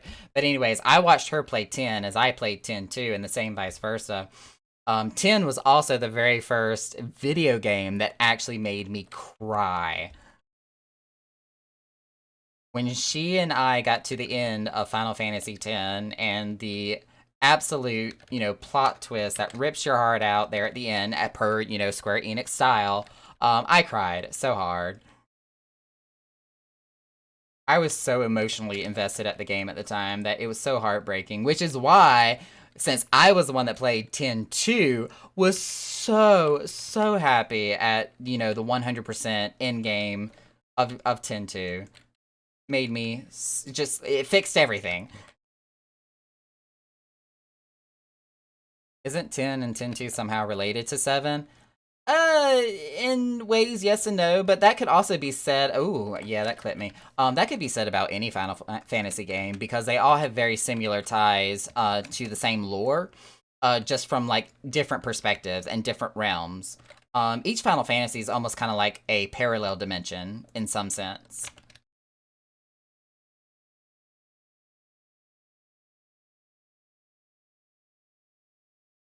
Me actually do my job and heal people. I don't know if they're related at all, Drake. I mean, the two tens are related, yes, but I don't know if seven's related to them. Oh god, I just killed myself. I'm gonna die! Oh, that was my first death.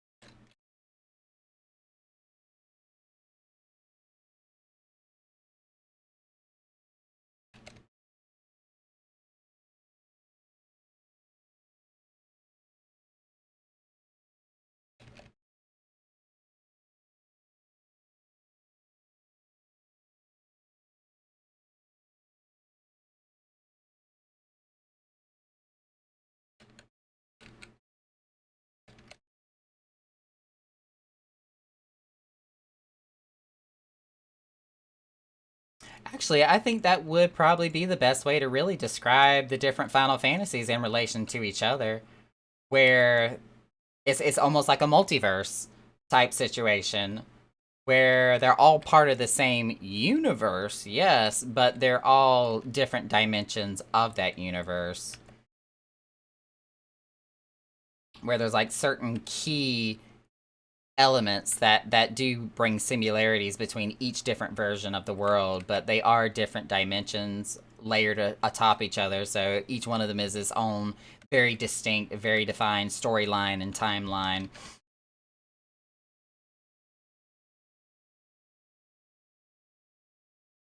Was this a reversal? I don't think this was a reversal. Big bomb, y'all. Big bomb! Somebody's gonna blow up.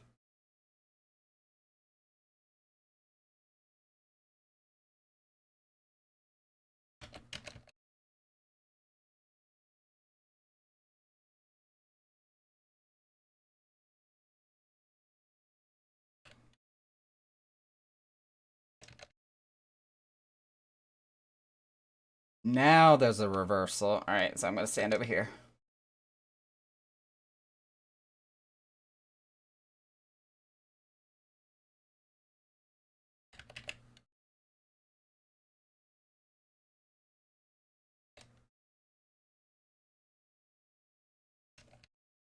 I know all the games which take place in Ivalice are at least tangentially related. to some effect, yes. Because they do all kind of tie into the same mythology and mythos. And that's where you find all the similarities between the different Final Fantasies, is because they're all based off the same mythologies and mythos to some degree.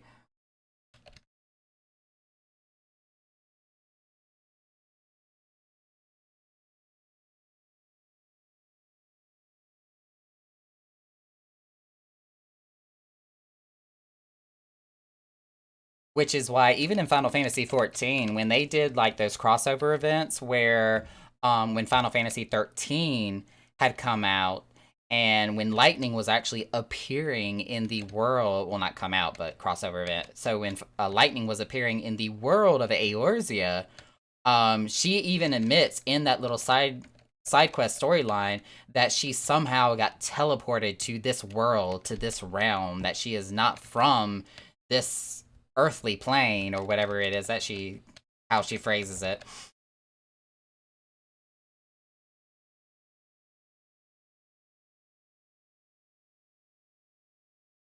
And if I'm not mistaken, I think the same thing goes for the 15 crossover as well in ever so many words. Oh my god, I'm just going to follow people because I have no idea which was the safe ones.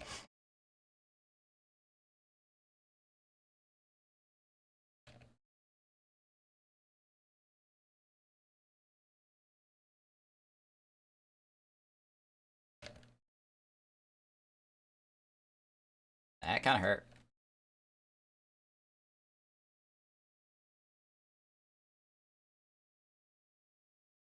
Just bad.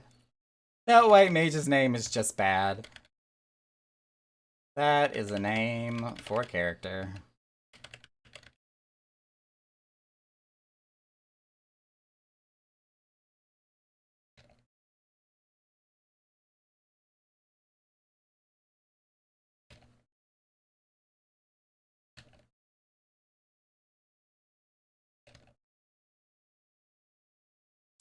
Whereas this red mage is called, if I can click on him, Darkalicious.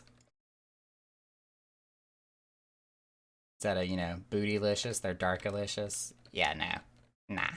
I'm good. You tried. I'll give you an E for effort.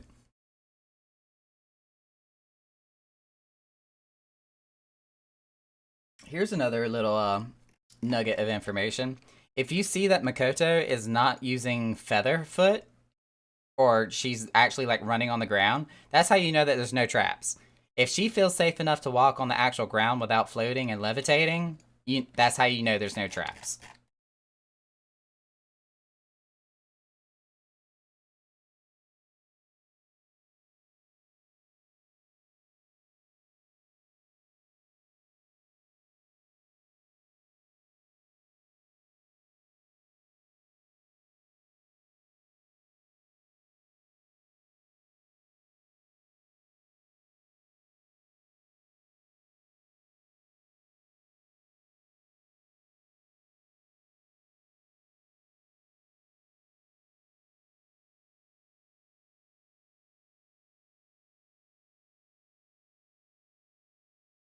Trying to buff everybody up while I've got the chance.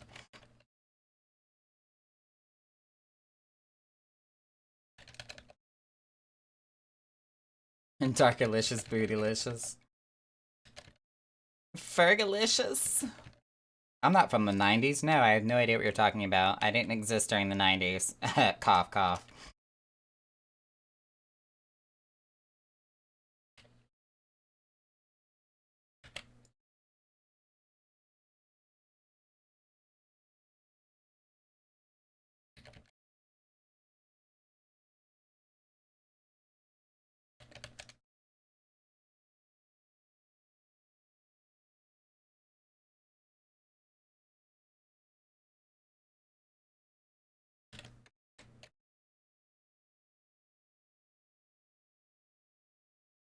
Whee! Oh, don't stand there.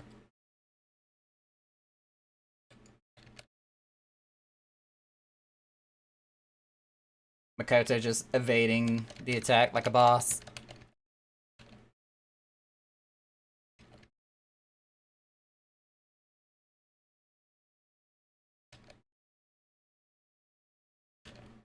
Nobody has banished this time around.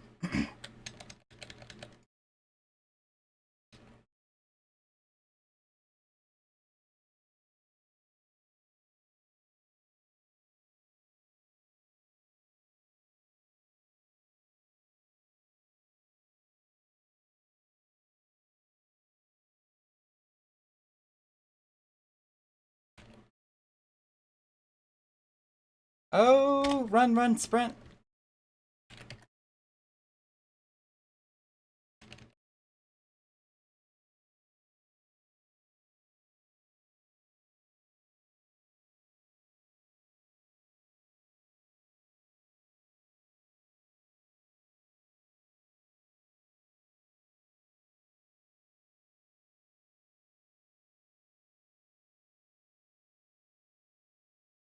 Thank you for eating that bomb so I didn't have to.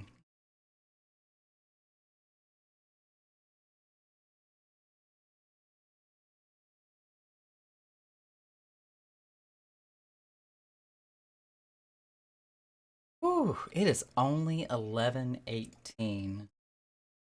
I have slightly ruined my usual sleep schedule from this weekend. Not that I'm complaining. It was actually a nice change of pace to, go to bed early and wake up early for a change.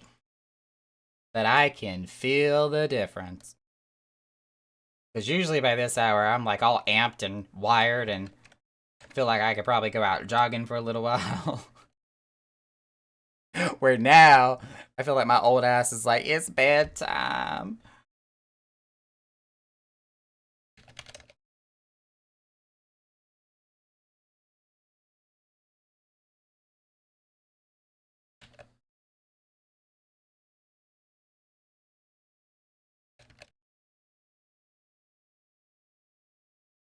Why is this Gunbreaker taking damage when they're not even tanking? Somebody please explain that to me.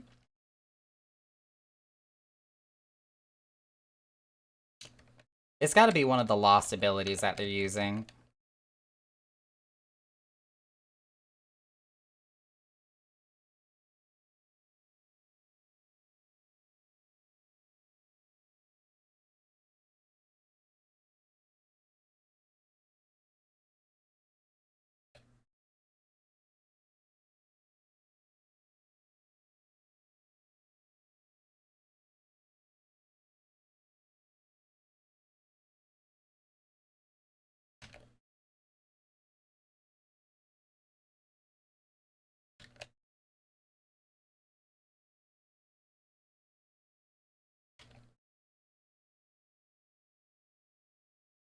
Which I don't know which one it is. I know that it's in there because I read the tooltip for it, but I don't know what it's called.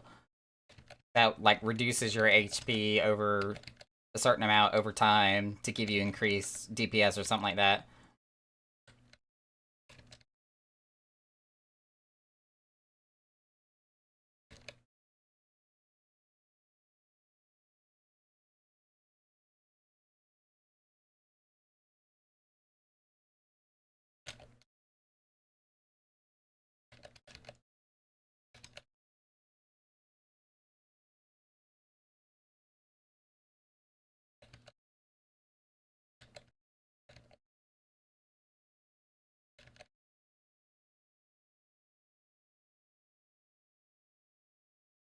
Ooh, I need a ice arrow.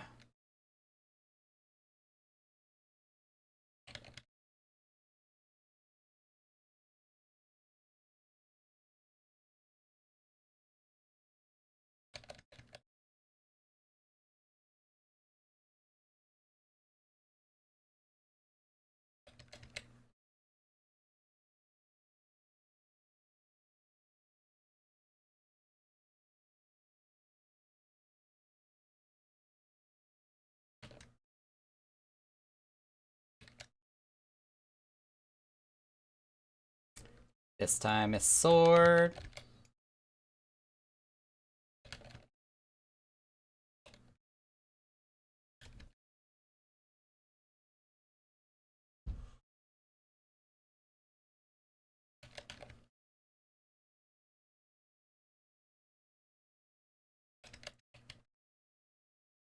I do need to stand in that before I miss my opportunity.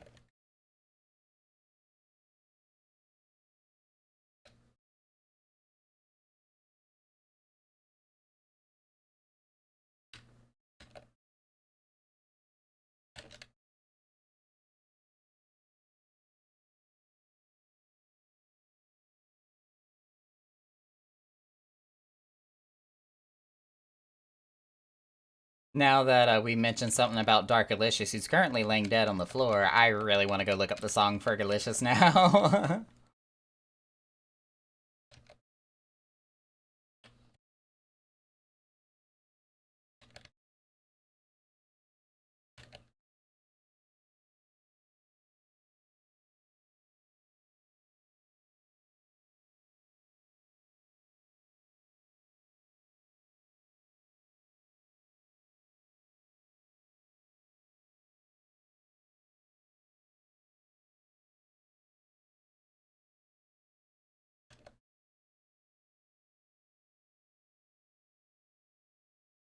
This time it's a staff, so get the fuck away.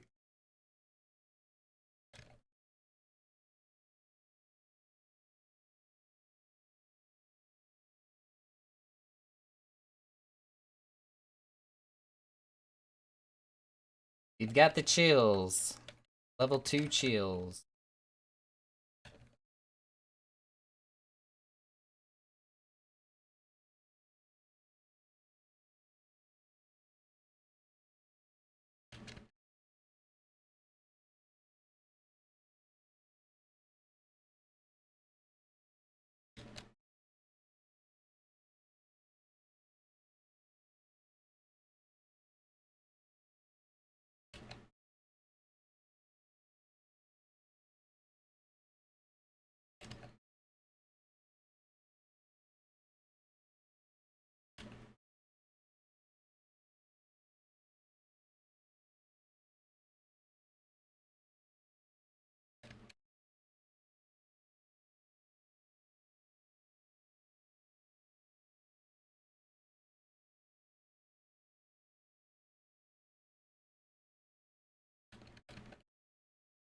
We got a bow this time.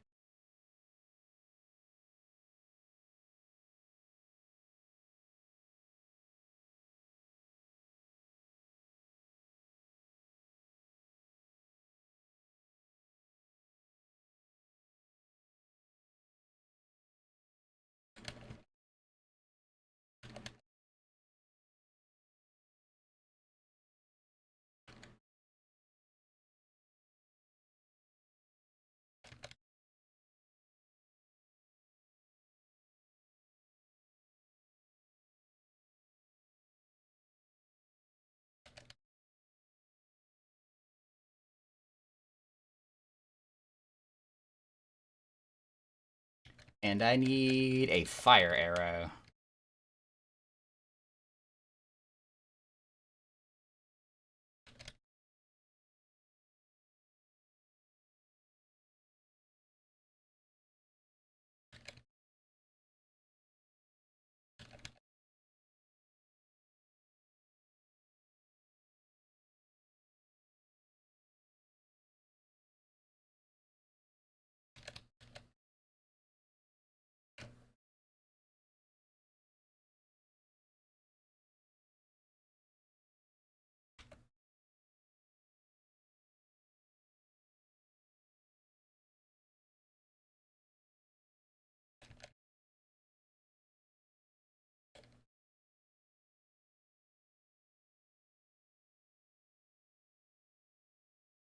Is it just me, or does it seem like our DPS has dramatically dropped for some reason?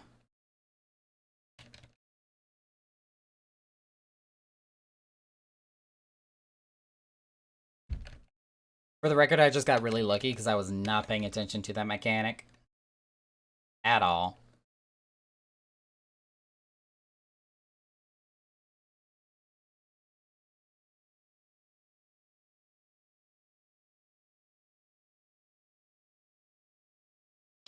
We got some nice lo-fi chill music going on now. I like this.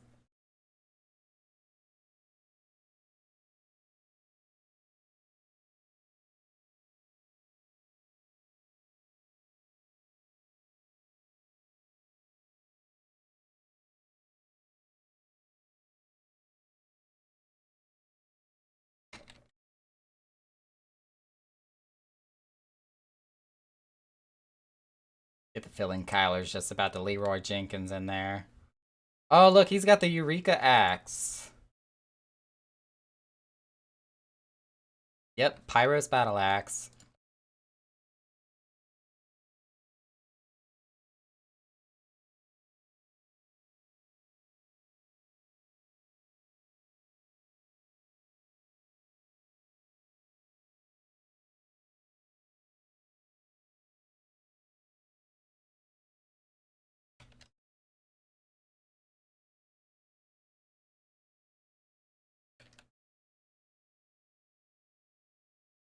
Oh, I was the healer that cleansed the tank. Okay, then.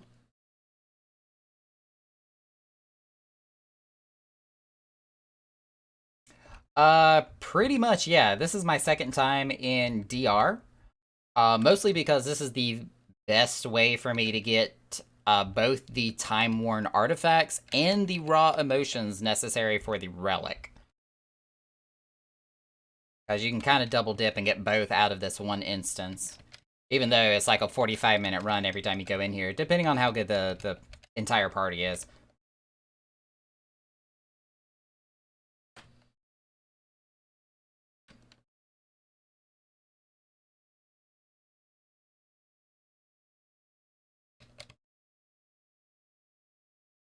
I'm gonna keep my happy butt right where I'm at. Don't need to move, just keep on casting. I is Glare Mage.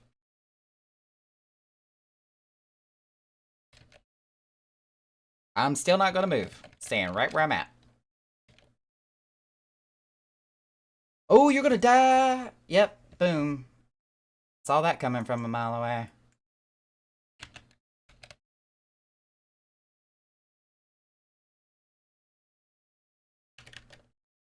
There we go, somebody else got the doom that time.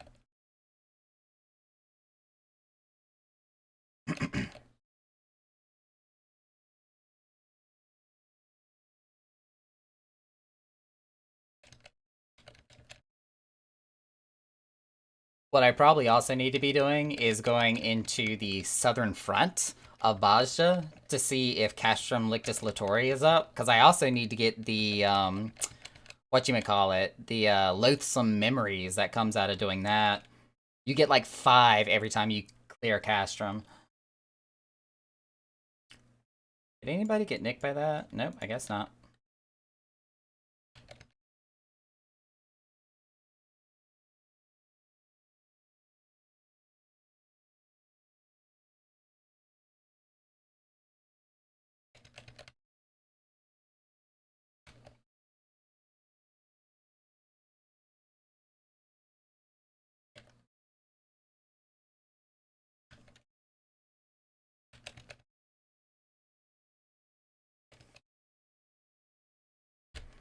That warrior released his inner beast? Well, not anymore.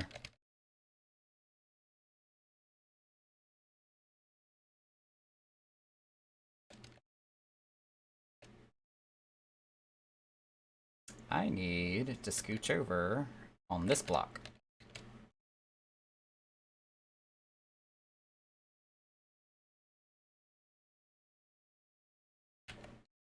Uno, dos, tres, cuatro.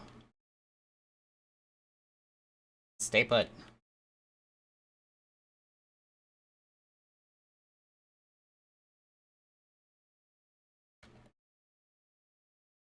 Oh, we had 2 people that died.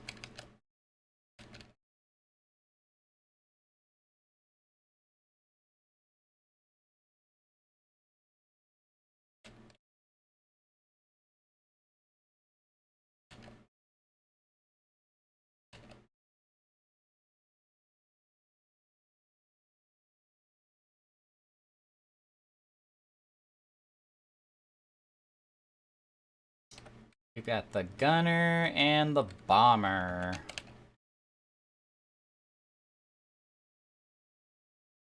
There should be a knockback somewhere. There it is. And there's no reversal, so we need to stand on a big bomb. Right here.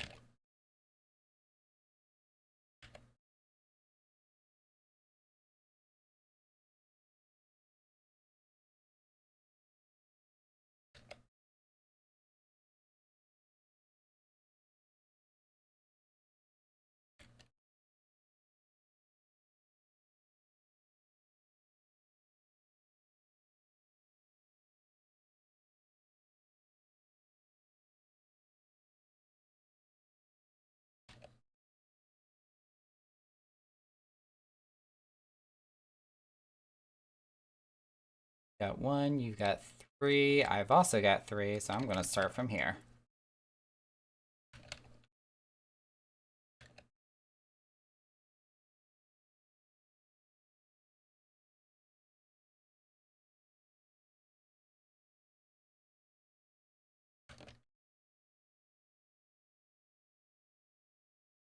Oh no! Please don't kill the warrior. Please don't kill the warrior. Please don't kill the warrior. Okay, we're good.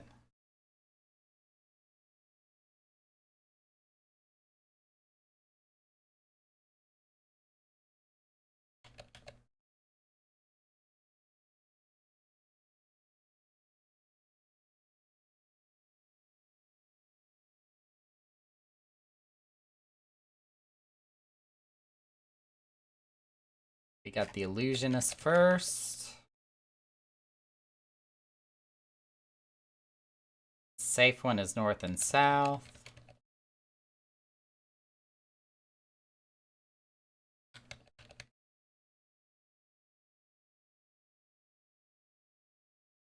We're gonna run to the east. And then we're gonna run to this guy.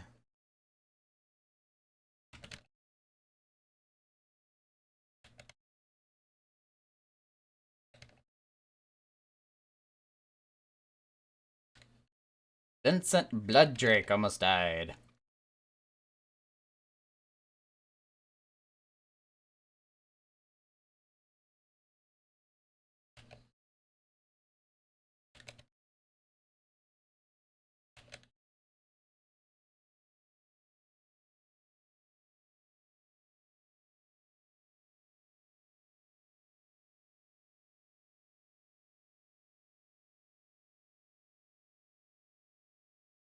That's 2. That's 1. I probably need to stand right here. There we go. Samurai, you got lucky as fuck. I saw that.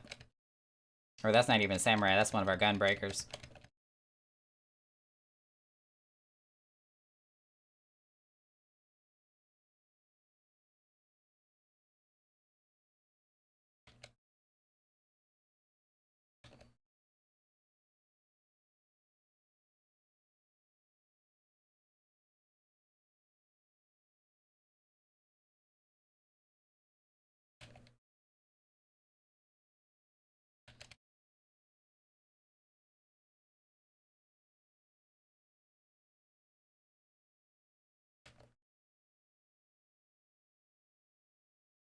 Whee! Big bomb.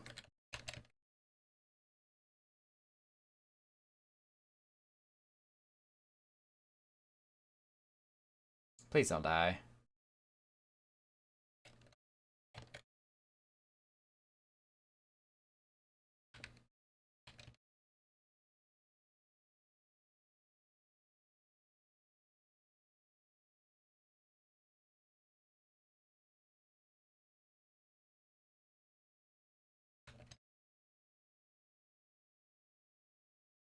Clear number 2. We've got 8 raw emotions, 10 time-worn artifacts. Very least, we're gonna need, what, 2 more clears to finish one of the quest lines?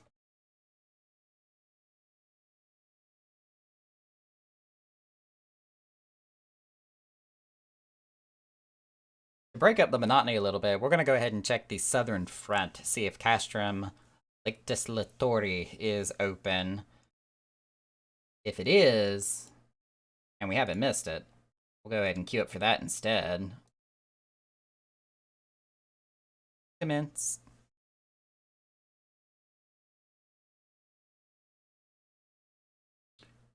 Drink the tea.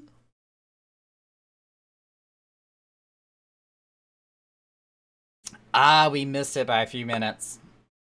People already went in. We're gonna re-queue to see if there's a different instance with it open, maybe.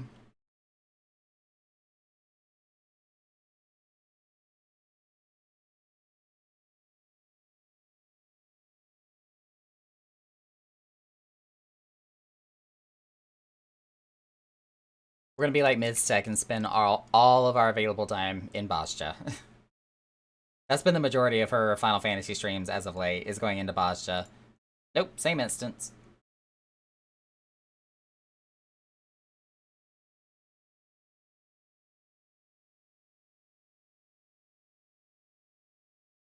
So back into Delubrum we go. Did we pick up another Ordain? Yes, we did.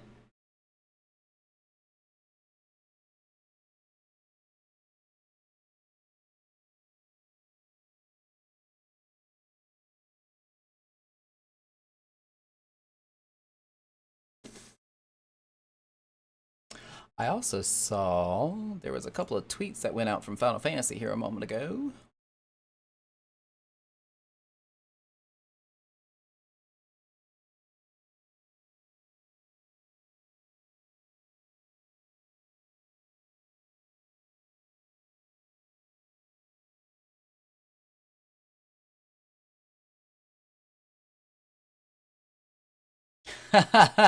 So Final Fantasy, they didn't post a picture, a link, or anything at all. They simply just said, believe it or not, it's early access week.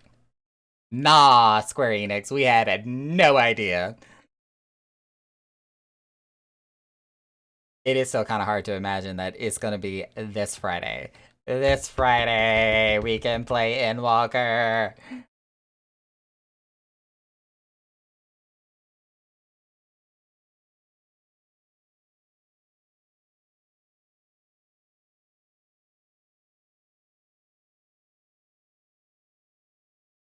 Oh, well, dang. Somebody beat me to my own buffs. Well, that's one less thing I gotta worry about then.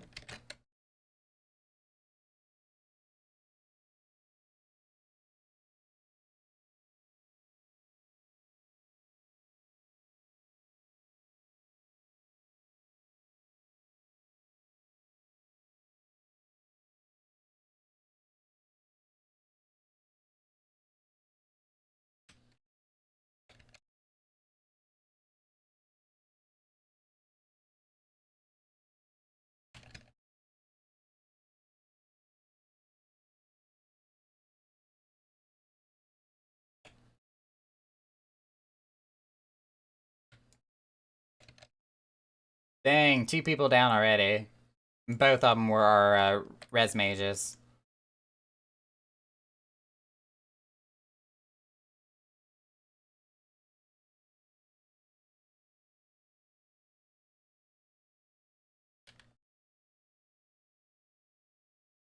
Well, clearly everyone has been ready to play for some time. I mean, ever since it had to be pushed back to the first week of December, I think everybody for these past 2 weeks, we have all been on the edge of our seats, waiting, direly anticipating the release of this expansion, especially since the last broadcast of the live letter.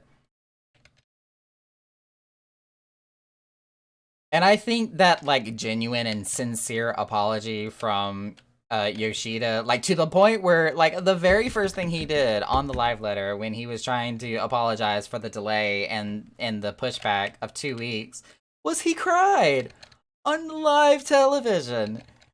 I mean, if that doesn't make you fall in love with the game, the company, and the developers of this game, I don't know what will. Either that or you just don't have a heart. I mean, after all the times that, Square Enix has already emotionally devastated us and left us destitute, we're laying in the middle of a street in, the stone cold steps of Ul'dah somewhere, we probably don't have a heart left to really feel anything anyhow, but that's besides the point. Ooh, I need to not stand inside of that.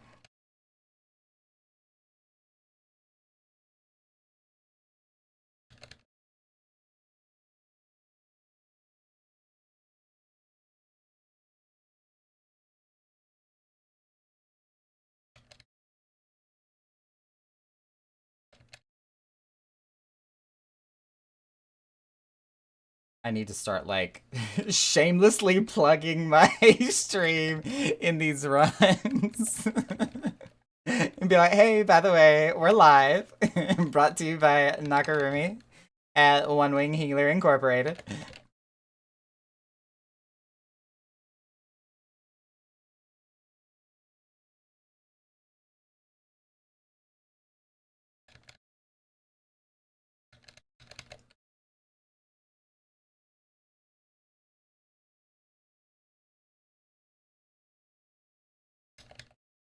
I'm telling you, when I can actually get me a studio and have me a green screen background, I swear, I'm gonna make, like, a Eorzean theme. Oh, I need to run up to break this chain. I'm gonna make an Eorzean themed news anchor broadcast set. Just to talk about anything and everything Final Fantasy. It's gonna happen. I'll make it happen.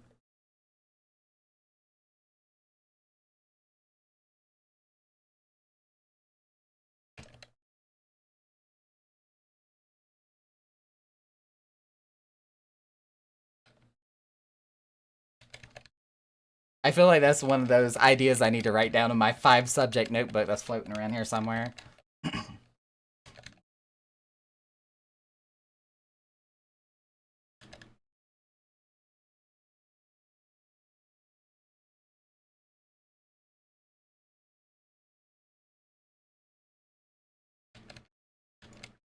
Like, I do have a lot of these ideas and concepts that I do want to put into practice if and when I have, like, the time and the resources and the ability to do so. That being what I just talked about with, like, a green screen and doing interesting backgrounds and stuff. I do want to be able to do that kind of stuff on stream and whatnot. Ooh, you almost died, boo boo. Um, but, like, this is gonna come after the fact that, like, me and my boyfriend can actually find a place together and, have more of a, what's the word I'm looking for here? A house and a home to call our own, rather than just trying to live in, a paycheck to paycheck apartment because we don't really have any other financial options available. God, that sounds so depressing. I don't need to stand there.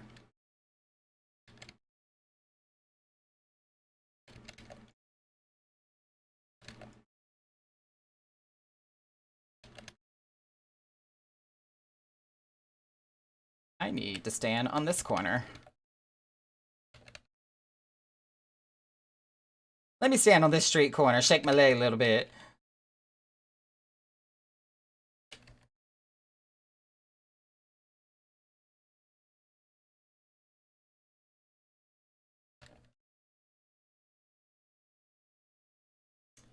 Ooh, we're gonna run this way, and then we're gonna run this way. And then we're gonna res this person, and we're gonna put a regen on that person after they just died.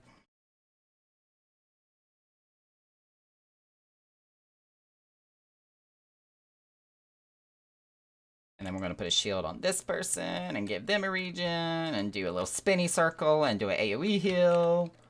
All my buttons. And then the boss dies! Yay!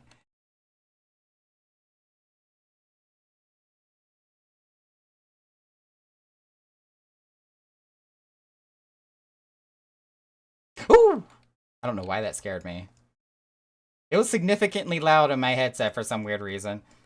Don't ask me why. It just was.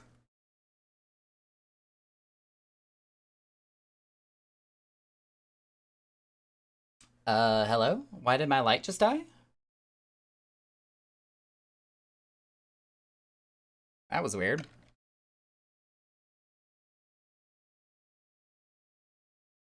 My ring light just decided it was going to cut itself off for whatever weird reason.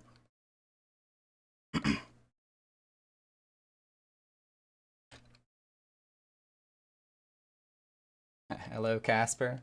Can you please stop jiggling my cord?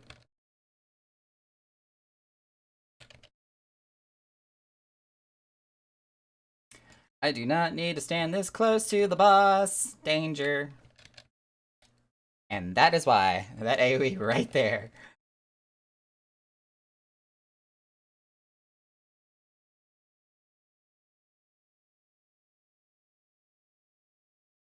Honestly, I have no idea. That is the first time that ring light has ever turned itself off like that.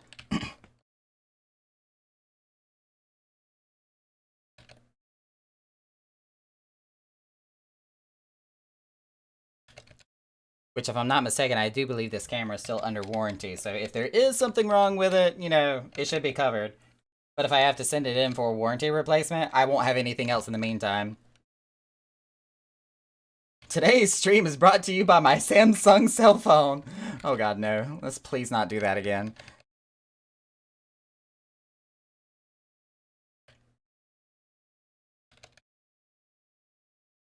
Whee!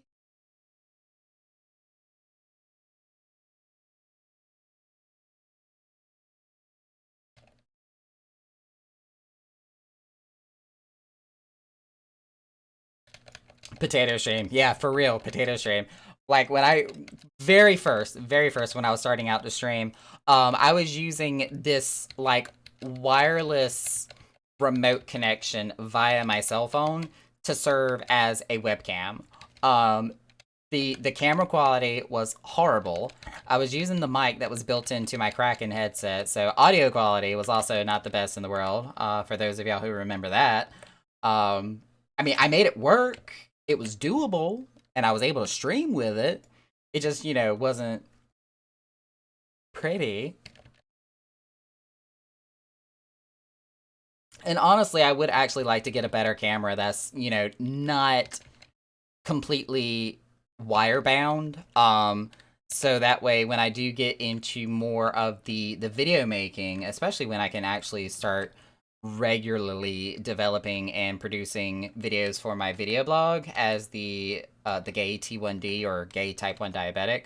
Because again, I still want to do a video blog based around that concept and that story, but I need a camera that I can actually do it on. You know, right now the only footage I have is with pictures and video that I've captured with my phone, which is again decent, but definitely not, you know, A grade level at all. But again, we all got to start somewhere, so it doesn't have to be pristine, it doesn't have to be perfect. But when I finally get around to production, I'll have something to start with.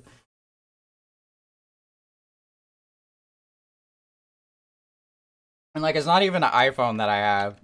I'm a little adverse to using Apple products, but I will give credit where credit's due. Like Apple kind of has the market when it comes to like music production and video and pictures. Like that is their niche. And when it comes to technology and electronic devices, like they are top tier when it comes to phones that can actually do decent video recording and take wonderful pictures. I just have a Samsung S10 phone. It's not crappy, but it's not the best either.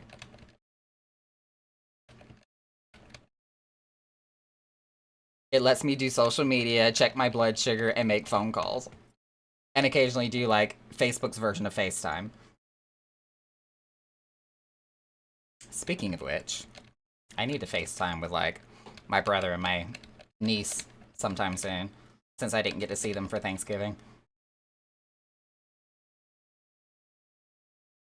Or, I'm sorry, Friendsgiving. What is this? What is this Dragoon's name? Lost to Pixels, you're mad. Excuse... What?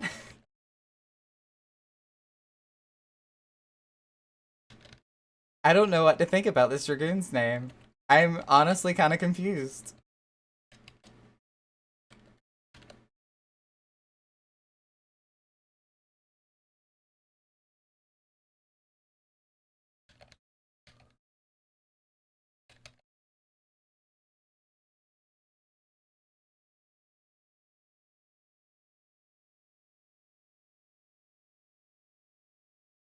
Yes, Dusty, before you run away from me, Big Bomb is safe. Please do not run to a Little Bomb.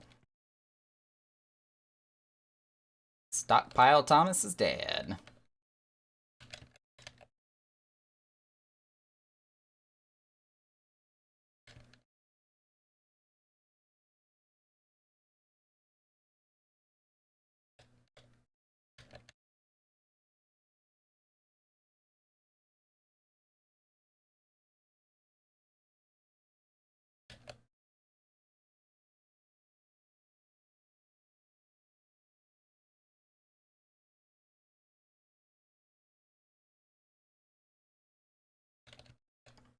My roommate was making some chicken lasagna earlier, and I'm pretty sure it is well far beyond done at this point in time. Not like well done as in burnt, but as in like it was probably finished a long time ago, and I still haven't gone to get any for myself yet.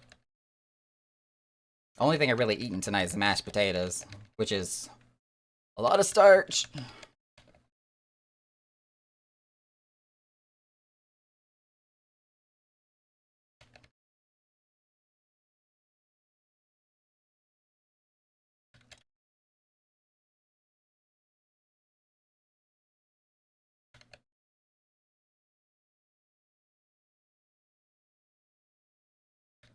Did Mikoto even dodge? Yeah, she did dodge. She did the blue little phase shift thing.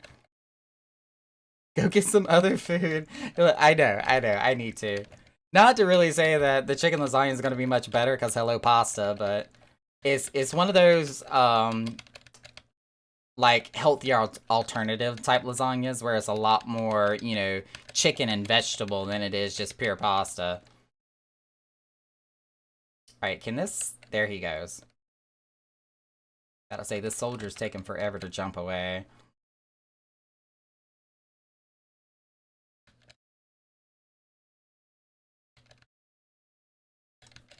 Ooh, I also need to double check with somebody. I think somebody wanted to do a co-stream with me tomorrow, but I, at the time, forgot that that was going to be the giveaway drawing. I need to let them know that I will not be available tomorrow because of the giveaway stream.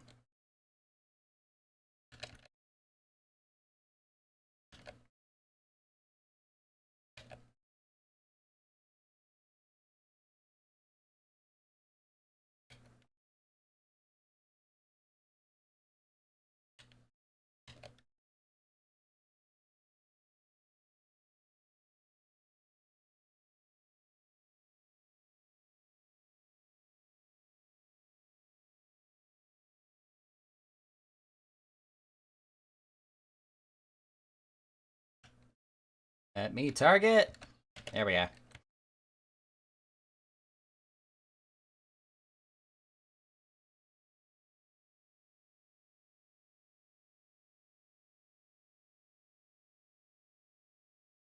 Nope.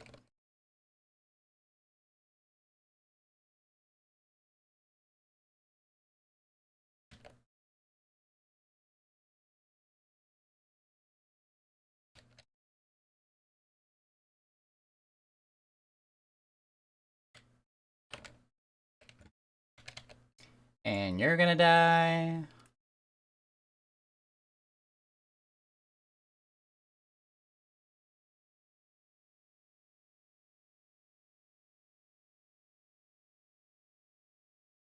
Go get yourself some pretzels. Where did you get pretzels from?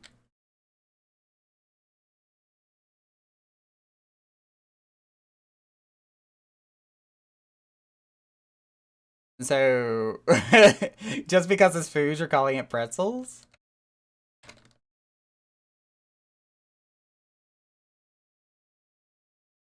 I'm still really confused where, like, out of left field you came up with pretzels.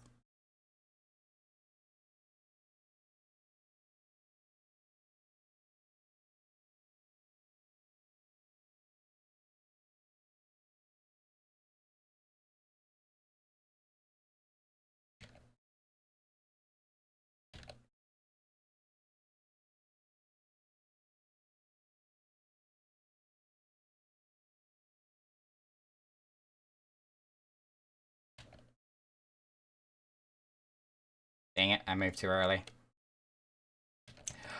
There's a frog! There's a frog! There's a warrior frog! Do y'all see the frog? Hang on, let me find the frog again. As one of our team members just died.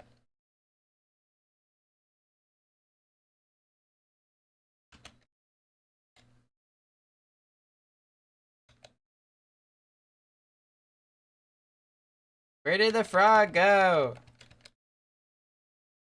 So hard to see past all these, like, particle effects and crap.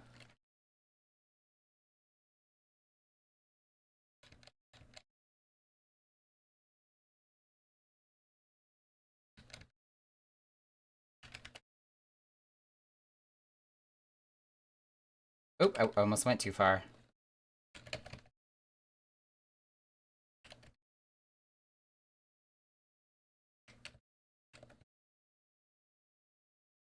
There he is, right there. It's a frog. It's a kitty frog. Oh, I'm on the wrong side of the arena. Eee!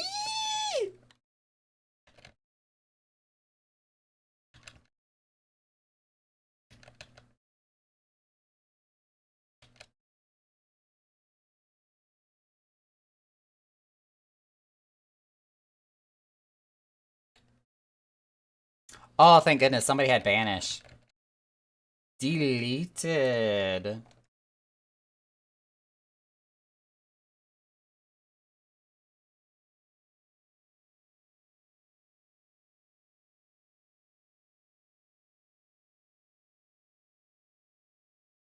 Ooh, ooh.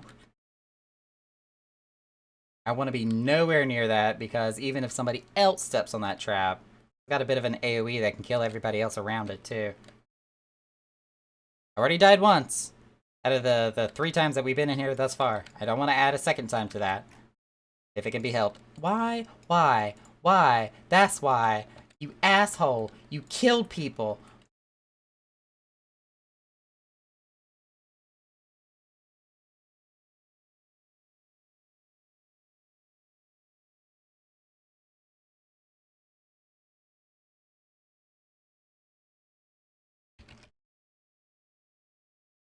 Shenanigans. An outburst. Brought to you live from twitch.tv/Nakarumi. 12 help us all. Yep, shameless plug has been done and commenced. I said it in shout chat.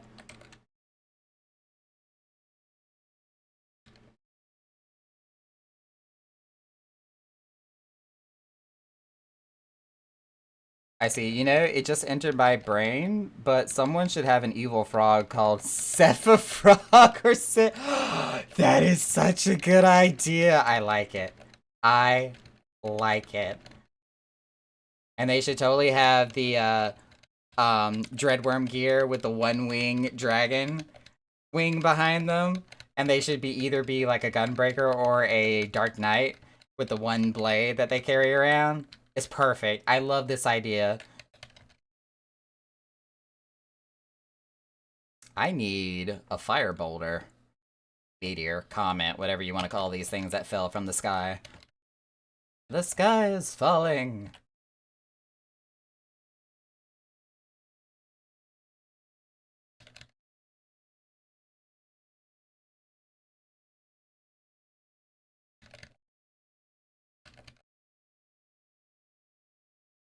I kind of sort of want to do that now, where I dress up my Dark Knight as a frog, and then like superimpose a Photoshop edit over my name tag and call it Cepha Frog.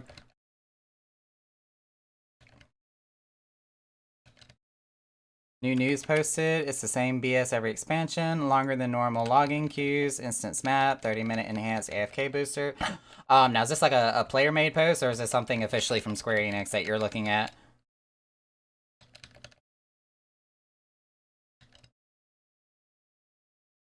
Official? Yeah. I figured as much. They're trying to stay ahead of the curve as much as humanly possible. I need an ice arrow, which is going to be way over here.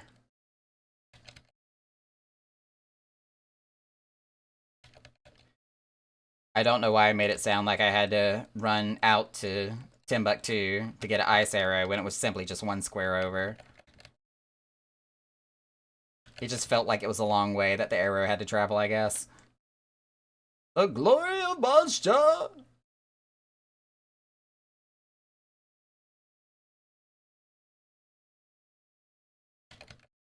What we got next? Sword? Sword.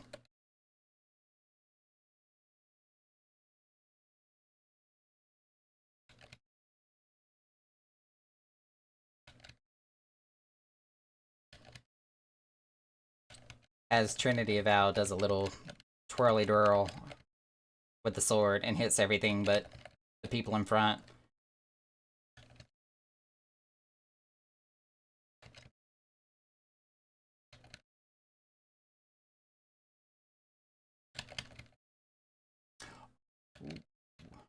Double side. Which means I can now stand and look pretty on this side and not have to move. Glare Mage, commence! Oh, they got the, is that the Garuda one? Nope, never mind. I lied. That white mage is wielding the, one of the versions of the relic there. I thought they had the Garuda staff for a second. I stand corrected.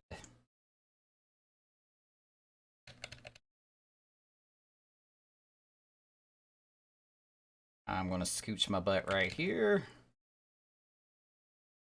Naka, you know all the issues. They're doing their best to keep things under control. They did say that they regret not being able to add new servers all around. Well, I mean, that's been a very long, ongoing issue anyways. Like, they have been saying for the longest time that superconductors are just simply not available. My company that I work for my day job, is having trouble producing and providing certain electronics to our customers because, again, superconductors are just non-existent at this point in time. We cannot order the raw materials or the electronics needed to manufacture the devices that we would typically have available for our customers. So I get that 100%. So I don't know. It's a customer service thing. They're trying to do as much damage control as possible and keep people satisfied to a degree.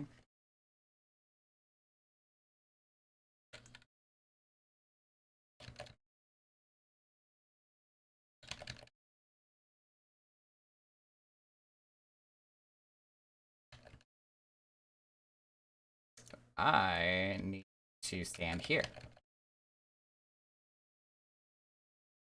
Our bard's gonna die. Oh, nope, I lied. That was not our bard. That was our summoner.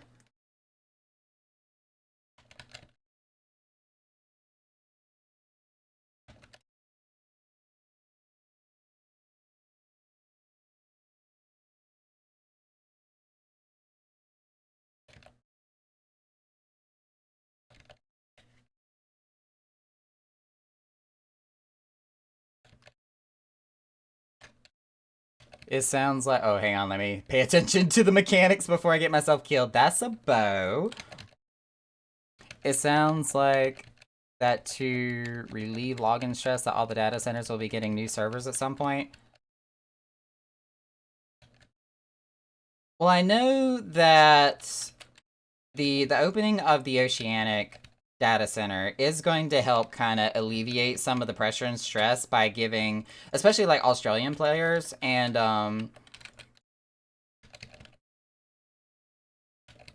those far, what's the word I'm looking for here, like additional continental players that are nowhere near the currently based data centers, that's going to help give them a much better place to save their characters and play from. I need to pay attention to which era I need here. And kind of help move some of those over off of the North American servers or European servers, depending on wherever they're playing at the current time being. But I do believe we are going to be looking at a point at some time or another where there may be an additional data center for the Western Hemisphere at some point or another. Either that, or like you said, they may just do a data center expansion, depending on, you know, physical availability of servers and actual like warehouses for the said servers. We don't know. They haven't said one way or the other, but there's gonna have to be something at some point in the future, especially with the massive influx of WoW players and the continuous exponential growth of this MMO. I mean, Final Fantasy XIV has literally become the flagship of Square Enix. There's just no question about it. Like, this completely jump-started Yoshida's career with Square Enix, you know, expedited his position onto the executive board, as well as being not only the producer, but, like, creative director of Final Fantasy XIV altogether. And he also holds titles of authority in other games, such as Final Fantasy XVI, which is currently in production.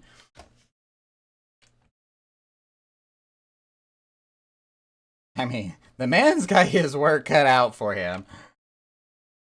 Oh, I did not need to cast Asuna on you. You are perfectly healthy, and that person is about to die. Bam!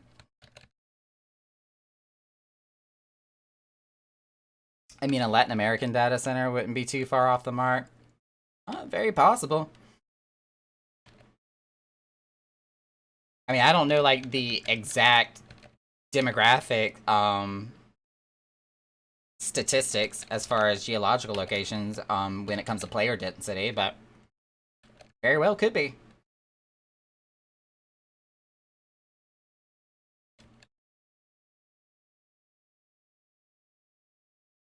I probably should have cast Temperance on that.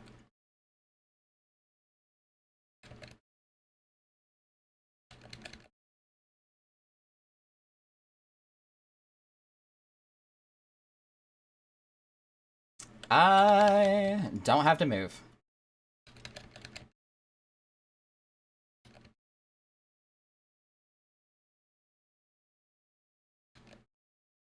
Now that I do not want to be standing on top of. That will insta-kill me.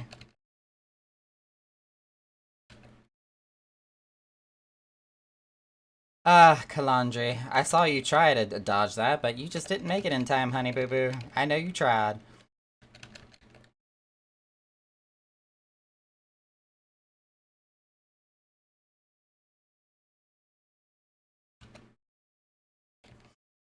Off to bed. Alright, Spar, have a good night. Thank you for popping in.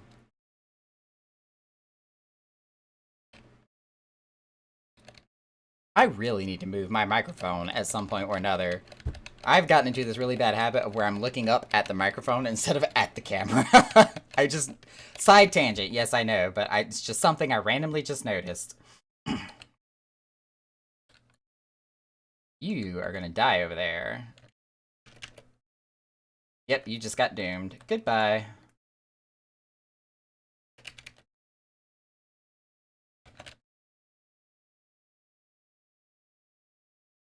I was able to save one person. I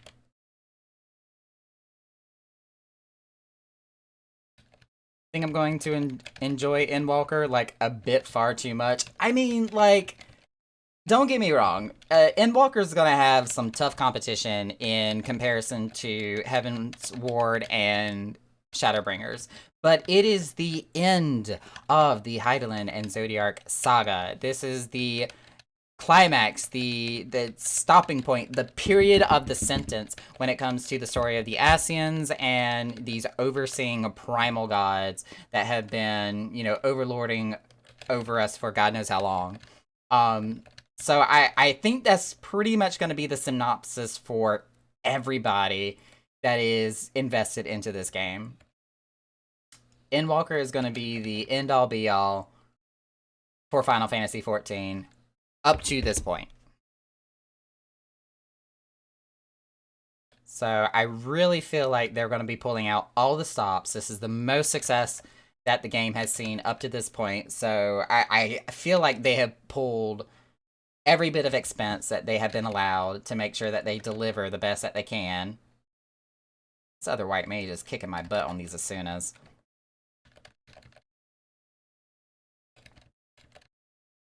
Oh, same. Drake, totally, 100%. I mean, for me to for me to completely rearrange my day job schedule, work my PTO, set an alarm to be up at the crack of dawn so I could be one of the first people to log in. I am going to be recording my entire experience from, from A to Z as soon as I need to run. From A to Z as I go through this experience. Like I feel like it goes without saying that, I'm a little addicted. So, same, relatable. I am totally on the same page as you. Naka is not going to exist IRL for quite some time during the release of Endwalker. I'm just going to completely disappear into my digital world. I'm going to return to work in a couple of weeks, and they're going to be like, are you okay? You kind of disappeared for a while. You still alive? Like, I'm fine. Everything's okay. I just don't need to go that way. I'm running to the left.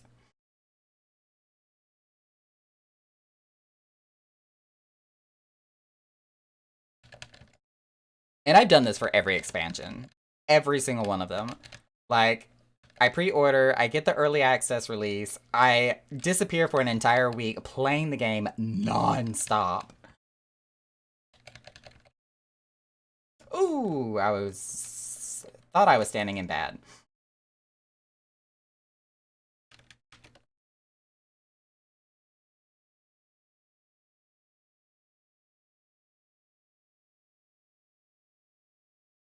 I'm really, really excited about this one.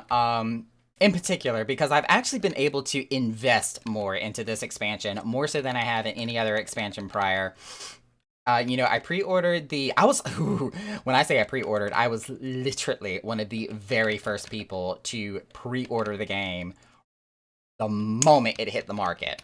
I was live with the live letter. I was streaming that night. As soon as they released it on the website, I was smashing the button to go ahead and pre-order.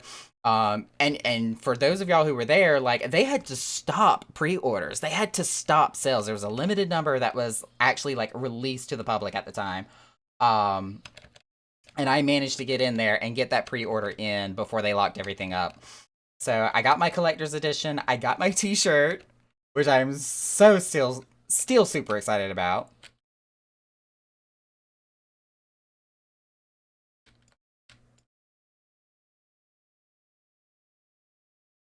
I'm a little mad that I haven't been able to spend like the extra money to get like the vinyl single, which I wouldn't have anything to play it on anyways. I don't have a record player. It would just be for the novelty of it for anything. But I really wish I could have gotten the what's the word I'm looking for here? The concept art book. Like, I know this is a little on the expensive side, but I want the concept art book and the cookbook. That's also what I was thinking about. I wanted to get that cookbook so bad. I don't cook. I'm not a good cook. I don't claim to have the ability to cook anything unless I have a, straight up A to Z like recipe that is easy to follow. But I wanted the cookbook just for the plain and simple fact of having it.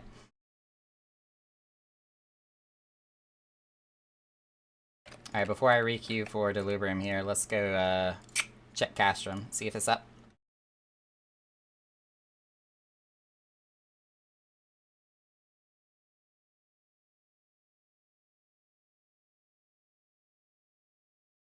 Oh, was she? I really, really need to step up my game when it comes to networking with other streamers. And especially actually getting involved with their events and their giveaways and stuff. I feel like I've been slacking in that department. Not, for the lack of effort, but more so for the reason of I always have 50,000 other things that are going on or other things I need to pay attention to. But I really do need to start networking with other streamers and YouTubers, um, and kind of get myself back into the habit of doing that.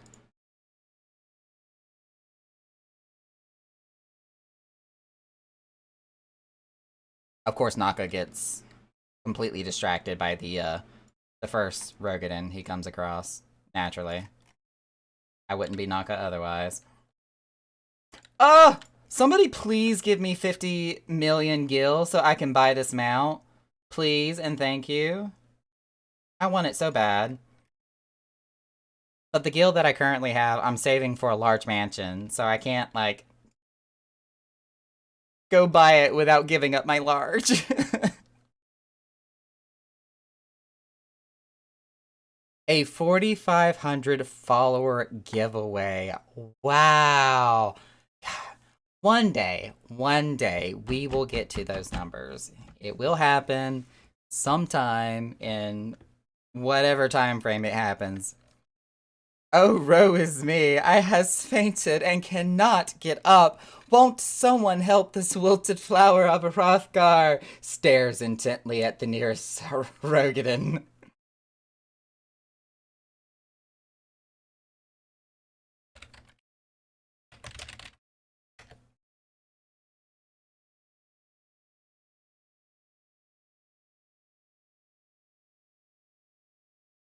Please notice me, senpai. I've fallen and I can't get up.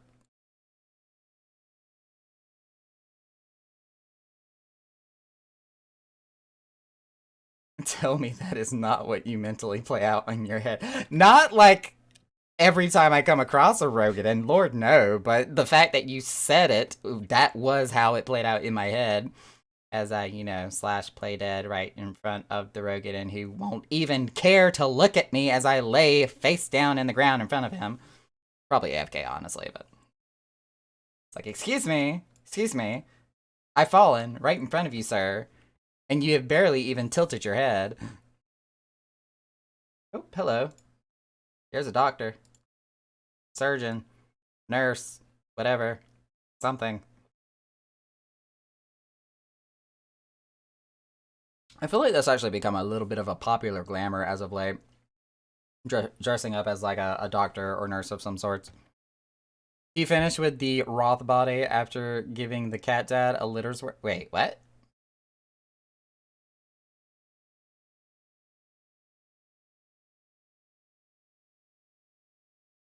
I am highly confused by your statement, sir.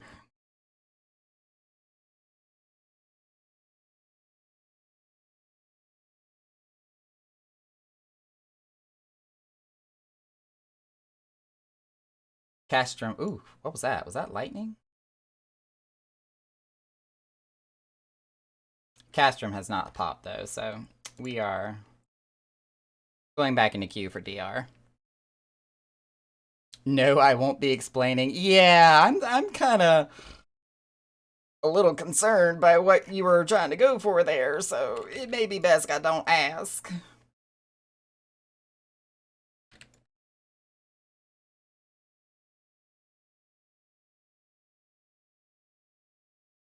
Alright, so this run in particular in DR should be enough to, ooh, excuse me, to get the time worn artifacts that we need for whichever relic I'm working on for the time worn artifacts. That is for the warrior.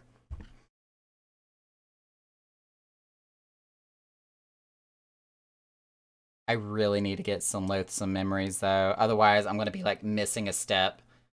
Because I need to upgrade each one of my relics so that way I can progress on to the next set of 3 relics that I need to incrementally get up. Oh, this is such a process. I hate it and I love it all at the same time.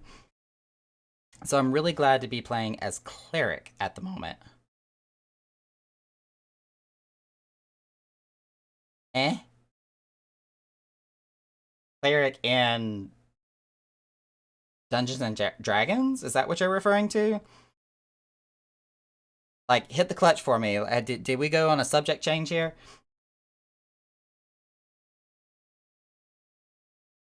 You can't shift gears without warning.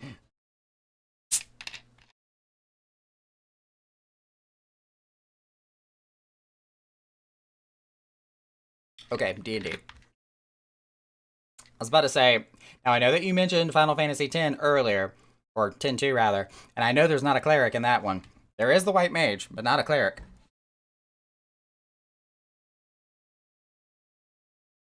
Now that you have mentioned Final Fantasy X-2, I really kind of want to go back and play it myself. Why? Why did you do that?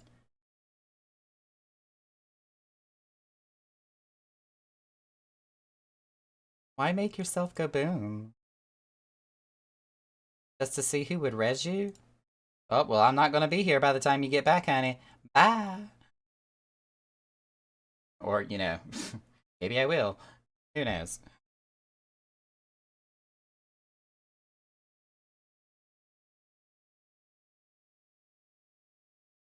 As a level 2 Grave Cleric, I can use my Channel Divinity to curse a creature and have them vulnerable until the next hit, or the end of my next turn.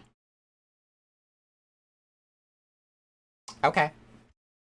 Look! We got the Froggy Hrothgar again. God, he is huge.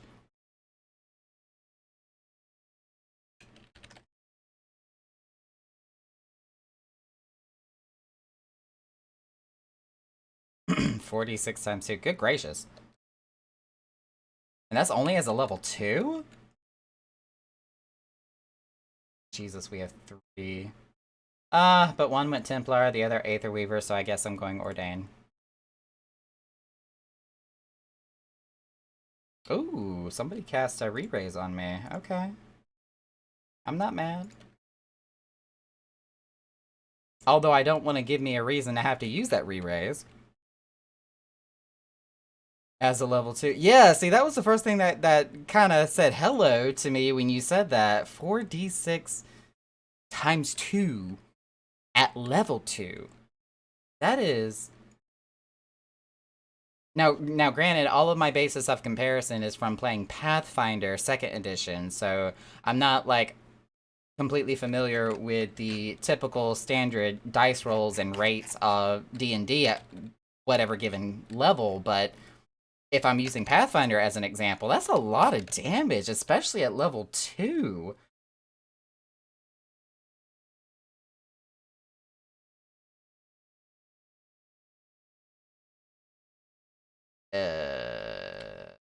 I'm gonna want to be on this side.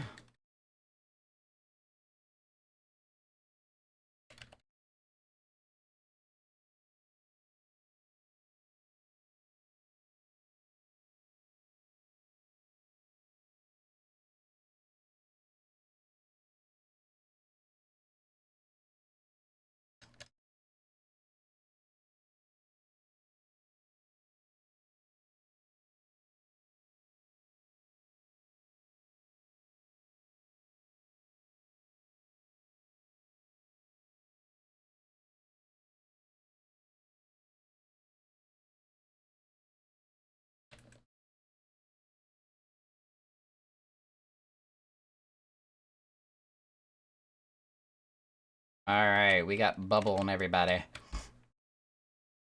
Double damage is from my Channel Divinity Curse, so I rolled a 12 total. It gets doubled by Curse, who did 24 damage, which is a lot at level 2.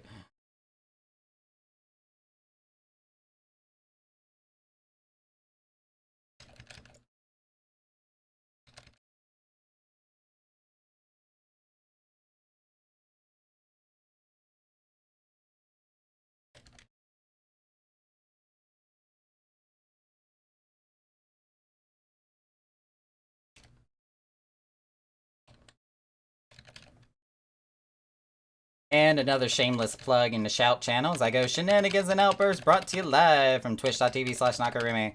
Yep, I have no shame.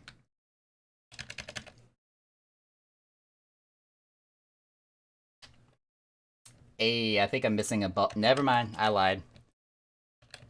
That status bar on the party menu that shows you everybody's like buffs and debuffs is not long enough, for the record.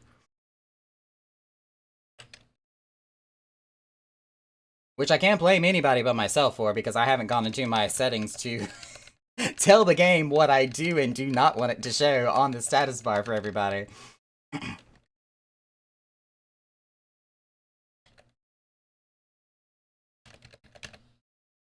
Phantom's Edge, where all he does is makes the swords really shiny to push us away with the dull side. Looking forward to level 4, going to get myself warcasting so I can wield a shield and mace and not worry about the somatic component being blocked. Part of that is slightly Greek to me, as I'm still a newbie when it comes to tabletop gaming, but I kinda sorta guess I know where you're coming from.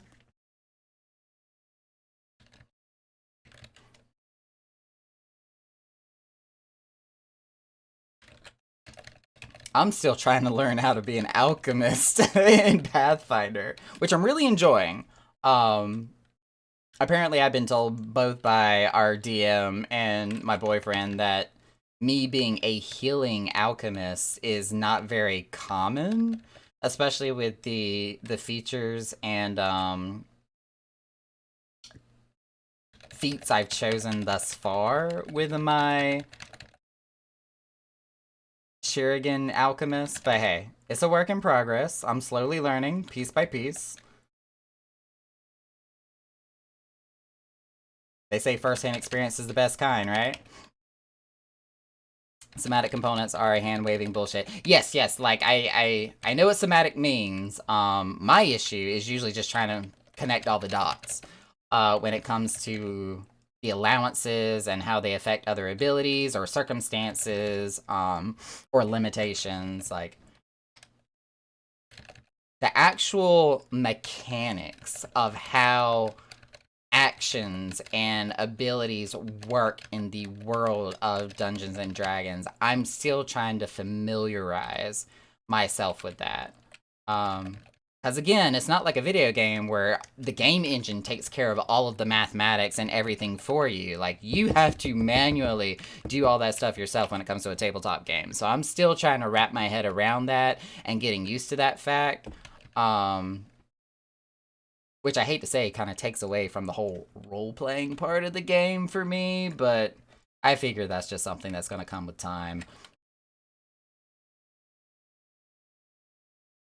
Yeah, the blockage of somatics. That's where you kind of lost me a little bit.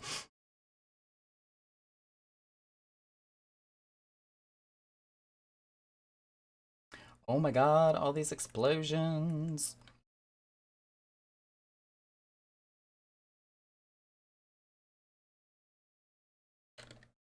Again, like I said in the previous run, as long as everybody else in front of me is exploding and I'm not the one going boom, I am a-okay with it. I can pick them up off the floor. If they've been nice to me. Although... cast a bubble on you. And I'm going to put a bubble on you. And then I'm going to go pew pew. Normally you need a full free arm, I think, to perform any somatic spells. Now that I knew, as far as, you know, actually having a free hand, or, you know, something that needed to be in your hand in order to use it for, like, somatic spells or incantations or cantrips, for example. Especially when you're talking about spell casting classes. Like, I knew about that. That's kind of like me with alchemical bombs, where I forget what the item's called, but I have sleeves of deep storage, whatever they're called, where I can literally like reach into my sleeves and pull items out, so I don't have to go digging in a backsack or a satchel or anything like that, and I can just pull literal bombs out of my sleeves.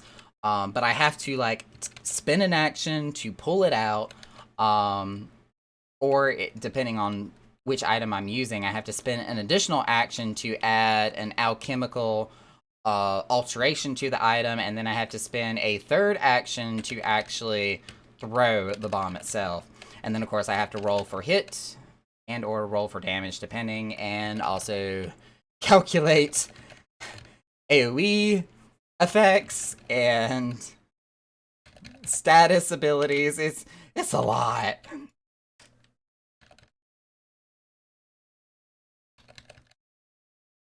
And then, of course, you have certain feats that might let you pull out like 2 bombs at one time, or if you have fast hands, you can spend one action to both pull out and throw the bomb.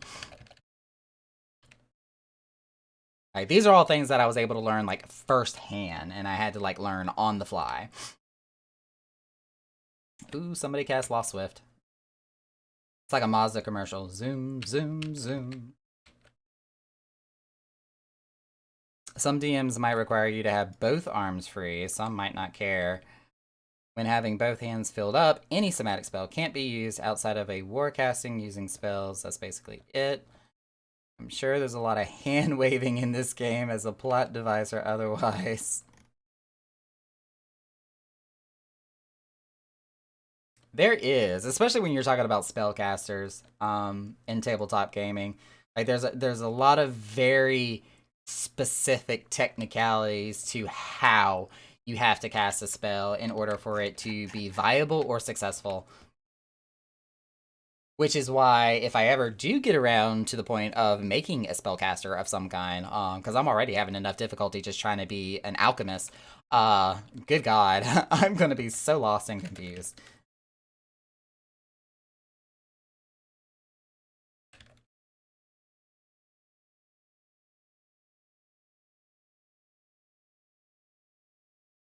I know as an alchemist, I have to carry around with me a formula book for all of the different type of alchemical items that I'm able to create and carry around with me.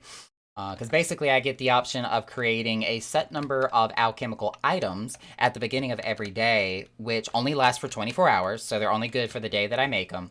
And I get to pick and choose based on, you know, how many reagents that I have, of what kind of bombs and elixirs and mutagens or whatever it is that I carry.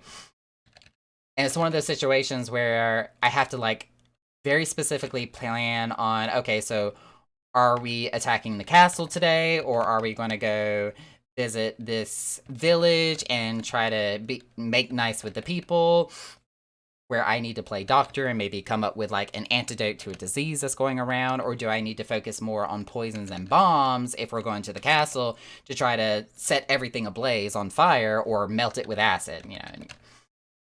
I have to literally pre-plan everything I do with my crafting.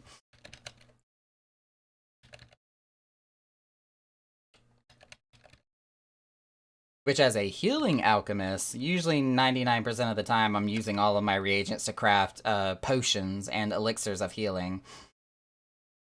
And be like, you get 3 elixirs, and you get 3 elixirs, and you get 3 elixirs. Oh, and an extra poison for your dagger since you're a melee class.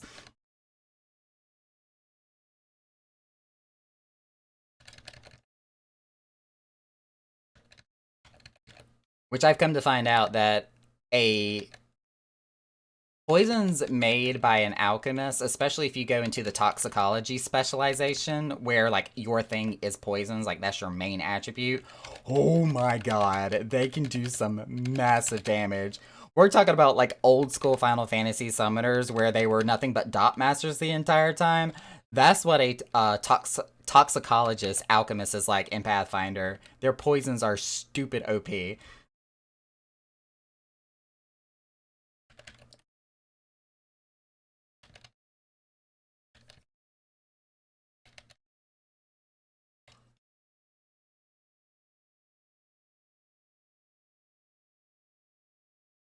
Big bomb. Ooh, summoner, don't go that way. Thank you. That is not a summoner, that is a scholar.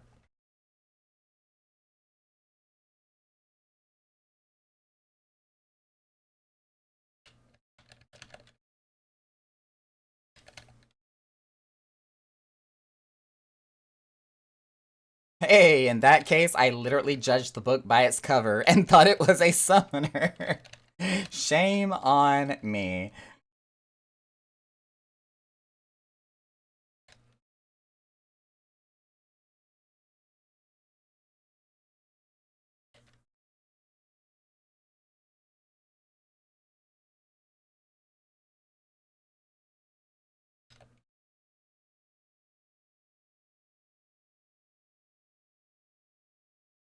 Pew pew. Ooh, am I safe standing there? I don't really feel too safe. Okay, I'm good.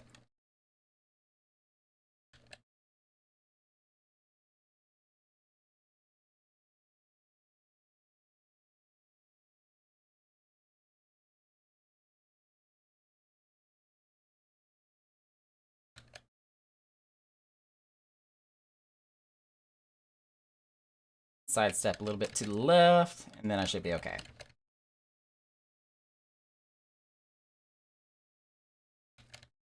Darn, you use poisons. My Dragonborn ain't resistant to poison. There is a lot of enemies in Pathfinder that I find is resistant to acid. That seems to be the most common resistance I have run into thus far. At least as an alchemist.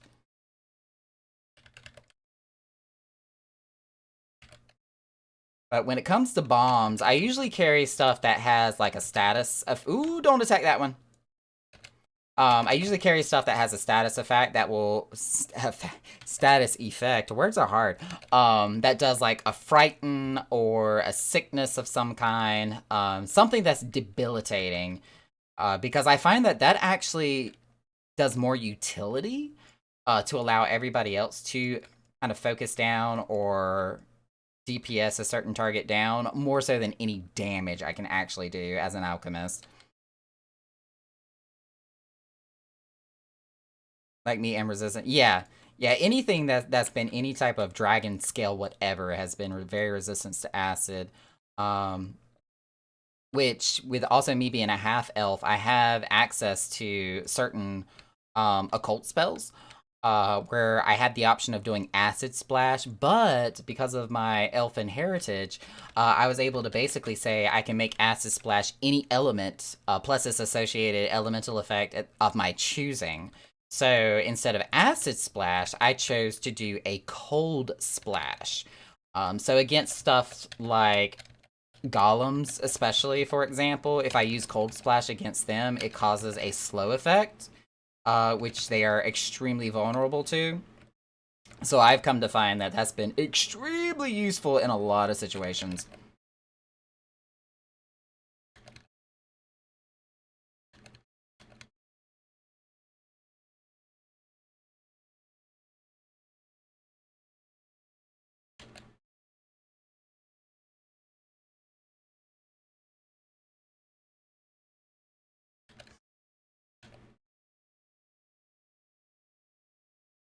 Does somebody get banished? No, I don't see banished. Oh well.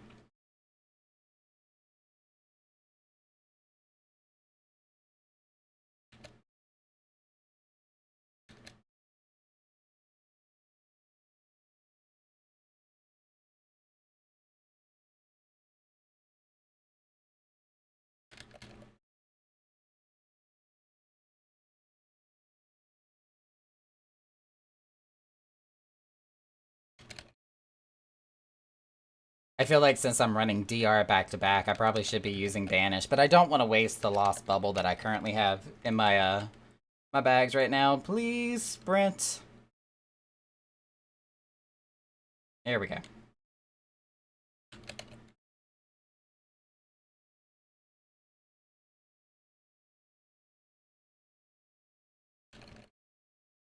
Hey, we got into the same instance with just bad again, the other white mage.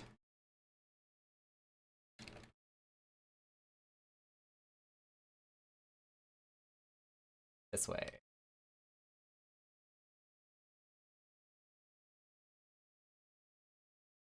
Zoom, zoom, zoom. Please don't step on a bomb.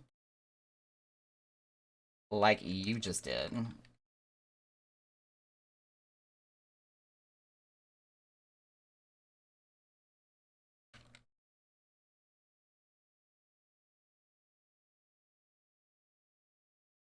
I've actually been really surprised that I have not seen a single player use the trap detection spell anytime that we've been. No, you evil son of a bitch! Luckily, I had re-raise on me, but still.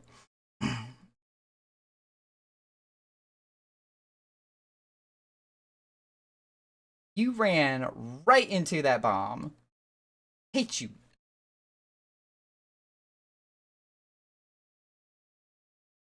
I don't want your lost shell. I will cast lost shell on myself. Get out of here. I'm angry. I'm angry.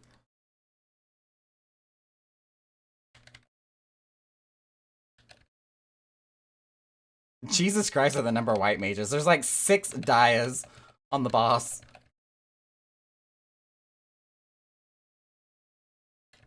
Nice impression of the exploding kittens game. I hate you.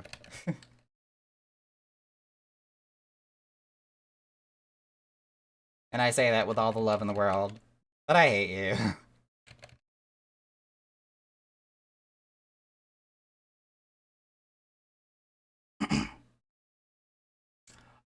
Oh, did y'all see that? The Dragoon jumped right into... I saw that.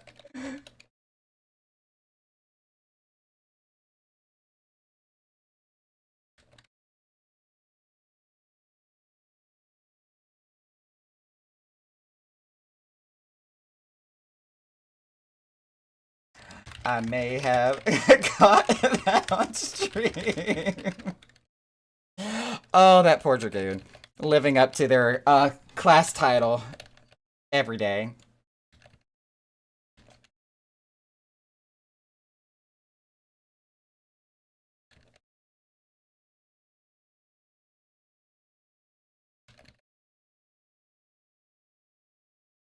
Oh, that is definitely gonna hit me.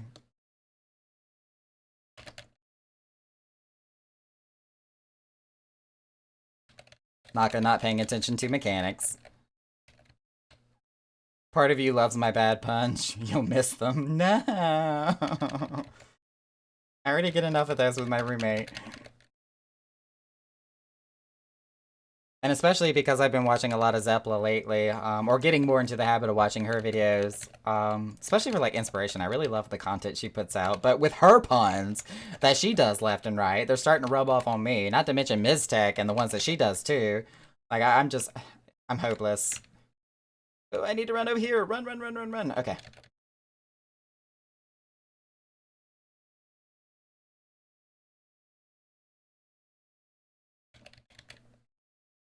Focus targeting is a thing. Ah, you caught a clip of it. I actually typed out in party chat that I caught them flipping into the bad on stream, and they're just like, shh, it didn't happen. You saw nothing.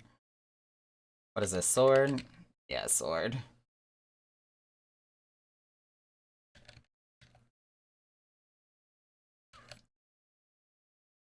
Well, it's almost 1 o'clock in the morning already. Time has flown by. Tell him one of your mods caught it, and it will live on forevermore. I need to stand on this side.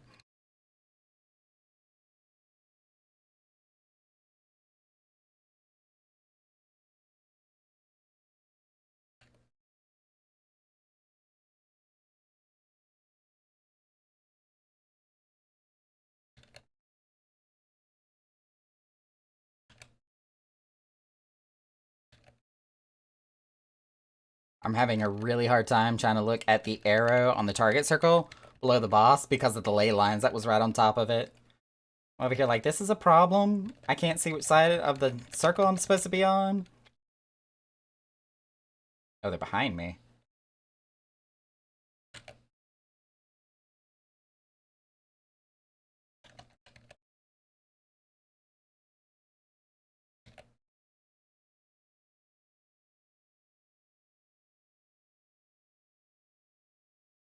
I don't think I've ever seen a mechanic where you needed to adjust a debuff by taking damage by a certain attack outside of this one. Nope, this is the only place that we have to do anything of that nature. Well, to that degree, I should say. There are certain mechanics in the game where you do have to take like a debuff or a transformation in order to receive or negate damage that would be incoming. Like in I think it's the Dalriada, actually, where you have to turn yourself into a pudding in order to take the belly flops that the boss does on everybody as it just bounces around the arena. Because if you're not a pudding when he does it, he pretty much knocks you flat on your ass.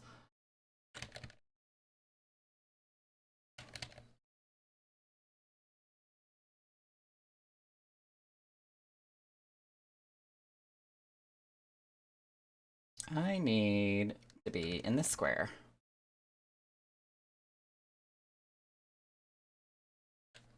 Oh, you're about to get deleted.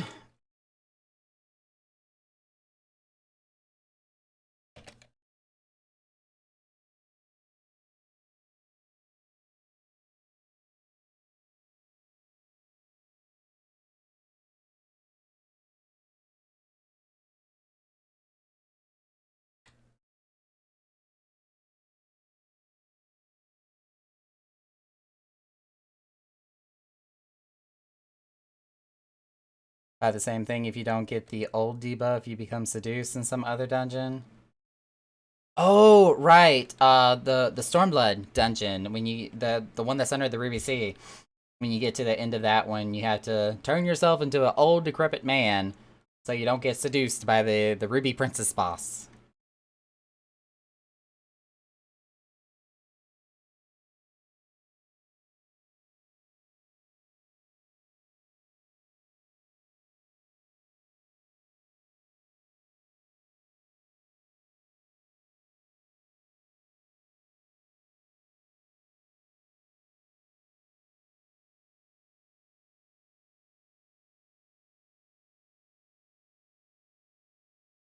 Excuse me.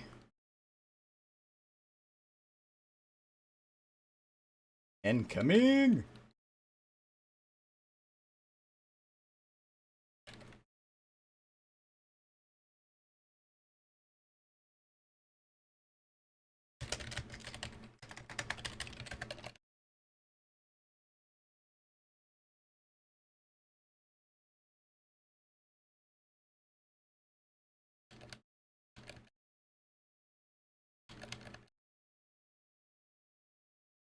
Who's tanking? Not our party, so I'm not worried. Ooh, they could use a helping hand with the healing, though.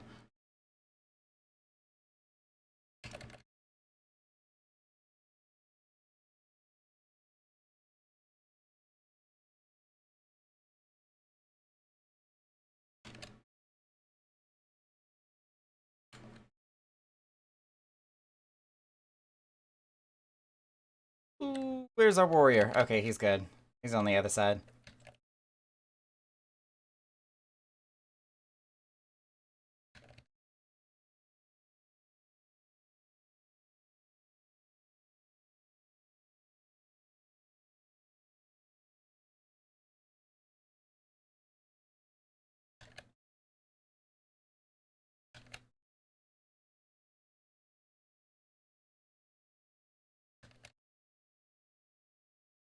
Glare Mage is not moving.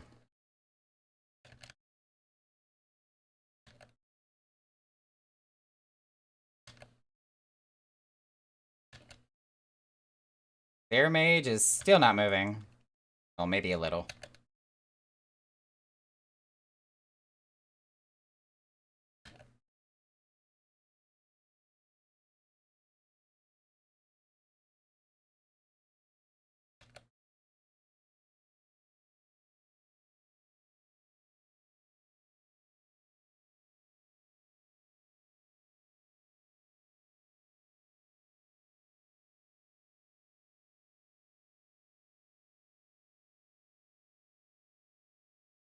Completely side tangent here. Like every time I look over and see myself in the camera, I notice that my neck beard is starting to come back out a little bit. And it's like, I know it's been a whole weekend because I've been on vacation, but that's gonna have to go. Like we crap. Naka's in danger. Ah!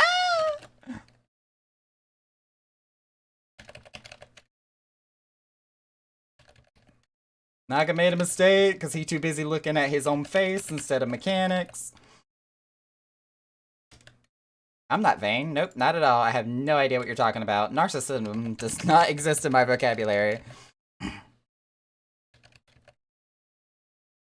Whenever Naka says that he's pretty, it's not for the reason you may be thinking.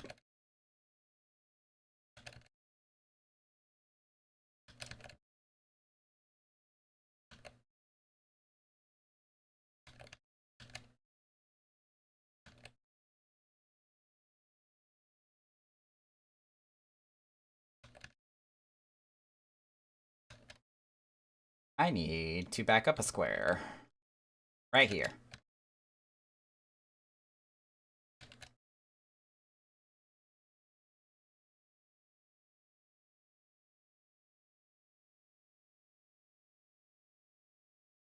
Speak for yourself. I know I'm pretty as fuck. Did you just do the Hrothgar equivalent of a hair flip?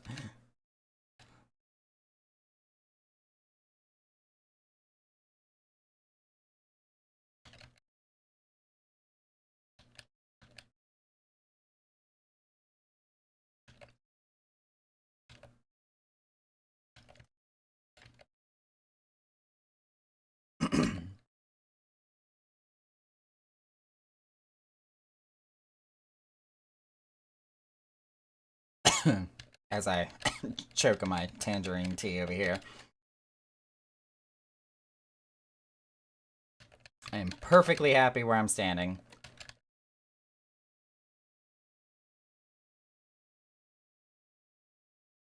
I am no longer perfectly happy where I'm standing. I need little bomb, little bomb, little bomb. Whee!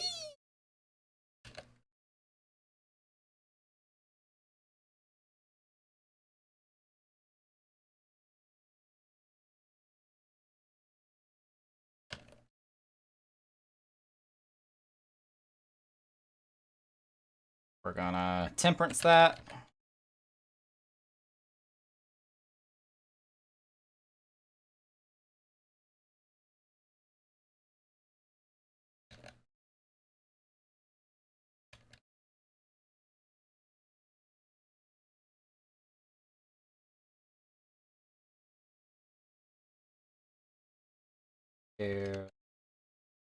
I need to stand on the square.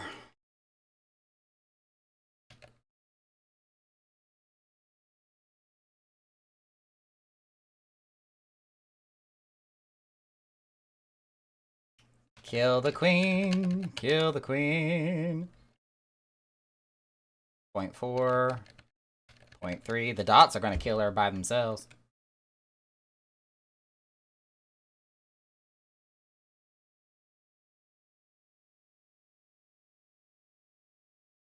I officially have enough time-worn artifacts to level up one of my relics. Ooh! Ooh, what was that? What was that? The Mark III identification key? Is this the golden one? Ah! Did I just get a mount?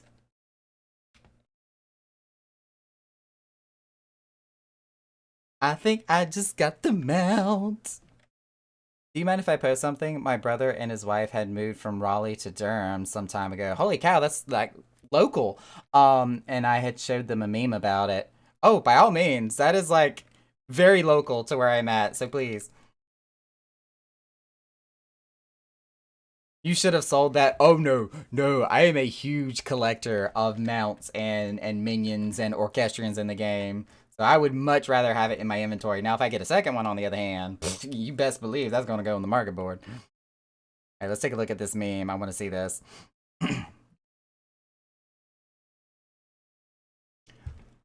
Look, Simba, everything the light touches is Raleigh. Wow, that's Durham. You must never go there, Simba. Oh, okay, I was reading the caption wrong here. That's Simba that said wow. But what about that shadowy place? That's Durham. You must never go there. This is true. Durham is such a dark little corner of the Tri-County area in North Carolina. So true. I've actually seen many a rendition of this very particular meme when it comes between Raleigh and Durham.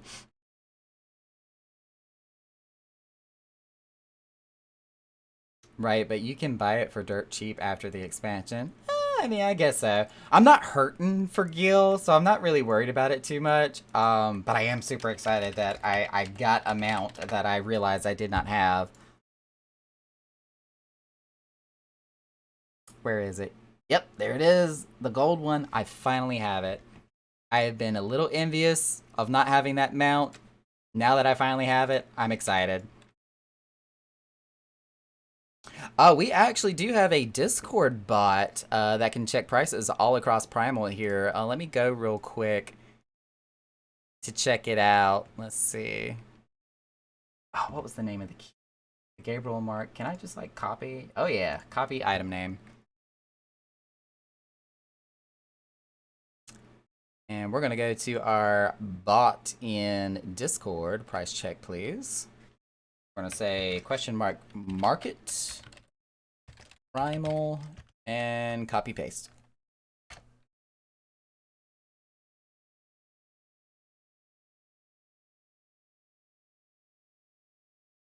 Yeah, like the lowest price for the key right now, it would be on Behemoth for 3.6 million. 153 units currently for sale on Primal, worth a total of 1,839,781,012 gil. 143 have sold in the last 14 days. So they are selling fairly well. The most expensive one is like 99 million right now. I don't think anybody's going to buy that one in particular.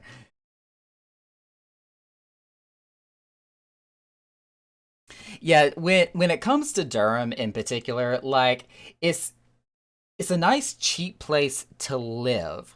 But that's about as far as the line goes. There's not anything in Durham to really do, other than maybe like the mall, which is still nothing to write home about. Durham is like just the access point to everything else around it. Like you go to Raleigh into the capital city for pretty much anything and everything you want at that point, whether it comes to shopping or entertainment or eating out or whatever it may be. And then of course you have some of the more higher class smaller cities that are around Raleigh, like Chapel Hill or Cary, for example. And for those are more of kind of like your little hole in the wall or small town services and places you can go. Like especially during the holiday season, there is the Lights Festival that is in Cary, North Carolina, for example, where they have like paper lanterns. Really, that's actually the primary draw is they have paper lighting, Chinese paper lights of just so many different things like paper dragons, paper mache lights of all the zodiacs. They have a different theme every year, and they also have a show that takes place in the plaza right in the center of everything that's going on, of like acrobatics and dances and cultural events. It's really awesome.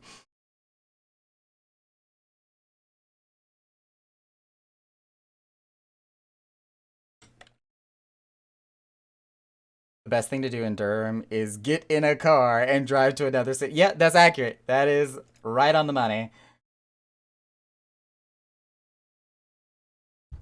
All right, we're gonna check the southern front here. See, the durability of one or more pieces of your gear is noticeably low. That does not surprise me. I got a few friends that actually live in the Durham area, and it's pretty much the same mentality. Like it's a cheap place to live, and there is some nice housing and some decent apartments that you can get out in Durham, but that's really the sole purpose of Durham is just a place to live without paying an arm and a leg for it.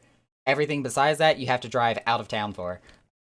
Vulcan, Vulcan Sky Falcon. Okay.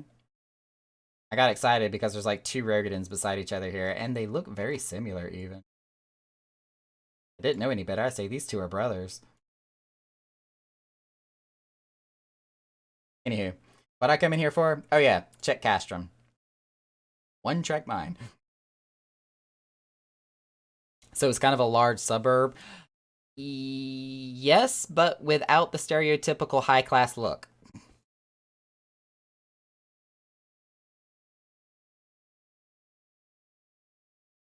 I lived in Cary before. It could be likely. There's a lot of people that do live in Cary because it has a lot of residential area out there too. But you expect to see more of like kind of like places and homes where people go to retire, duplexes, really nice townhouses, that kind of situation when you start talking about Cary. Cary is more of your like stereotypical idea of a suburb. Like what comes to mind for me when I first start talking about Cary, if I was to relate it to like a TV show, for example, but is Full House. If you're that old to remember that show and watch that, like the area that they lived in, where they had all the townhouses beside each other, that were like split level, like that's what it reminds me of is Full House when I talk about Cary. What is happening in the Southern Front right now?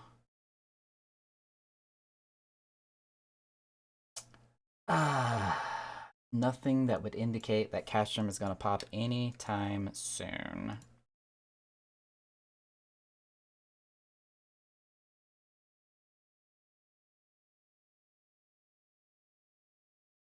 Actually, since it is 1 o'clock in the morning for me, I am not going to queue up for another DR. Otherwise, we will be up to 2 or 3 in the morning. We'll hang out a bit, see if Castrum pops here or not. If it does, we'll go ahead and tackle it. If not, we'll probably bring it close to the stream. Let me go ahead and take a peek to see who else is streaming tonight. Because it may be getting around the time that we are going to pass off the torch to another streamer here.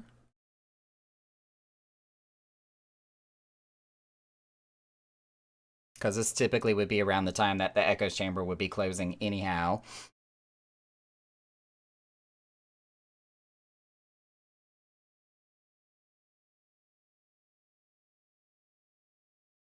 Waiting 3 years for my stream manager to reload.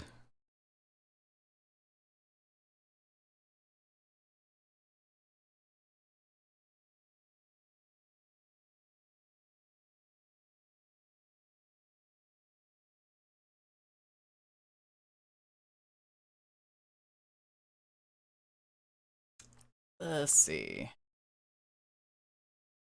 And the downside about the stream manager is it will only show you like a total of 5 people that may be streaming. It won't let you see anybody or everybody that's online. I actually have to go to my actual own channel to see who is all streaming tonight. A little frustrating, but it's a process. Okay, Rain Yatsu is streaming tonight. So let me get Rain pulled up here and we're going to raid his channel.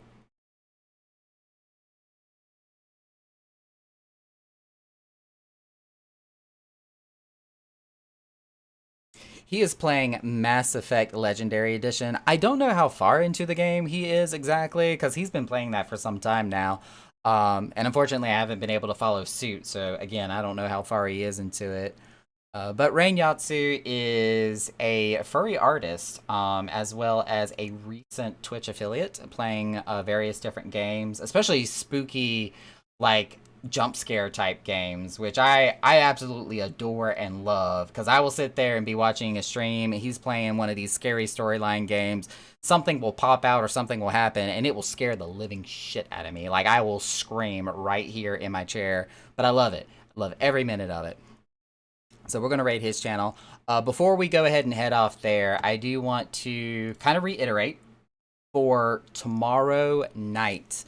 Again, Echoes Chamber is going to be closed, so we're not going to have any roleplay events or anything special for the Echoes Chamber tomorrow night, but we're still going to be live, probably doing some more Final Fantasy, and we are going to be doing the giveaway for the 60-day game time card for Final Fantasy. So we're going to be doing a raffle on stream, in chat for that. So definitely be here tomorrow for that if you want a chance to get that 60-day time card. In addition, our fellow streamer, DJ Indigo Angel, who is our official DJ for the Echoes Chamber, she's going to be doing the same thing. She's going to have a set of 3 gift cards, all 60-day time cards for Final Fantasy XIV. She's going to be giving away 3 of those tomorrow night. So if you want to kind of pop in on both her channel or my channel at a chance to win that gift card, definitely be sure to do it around the same time tomorrow night. She's going to be mixing her own music and DJing for the majority of the night. I am probably going to be doing game content and gameplay. Boop! I heard that. Who was that? Jeff! Jeff, you're coming right in at the tail end of the stream, but hello, my love. We were just going over our announcements for the stream that we're doing tomorrow for the game time card, 60-day time card that we're going to be giving away tomorrow between both me and DJ Indigo Angel. And again, also talking about how Echo's Chamber is going to be closed for this week because Endwalker Early Access will be this Friday. And on top of that, it's going to be the official release the following Tuesday of next week. So, of course, Echo's Chamber is actually going to be closed all this week and probably all of next week too, since we are going to be having the expansion Endwalker finally here. And I will, of course, bring this back up again, be wearing my perfect Alexander t-shirt, which is freaking amazing. That has the kitty cat on the collar.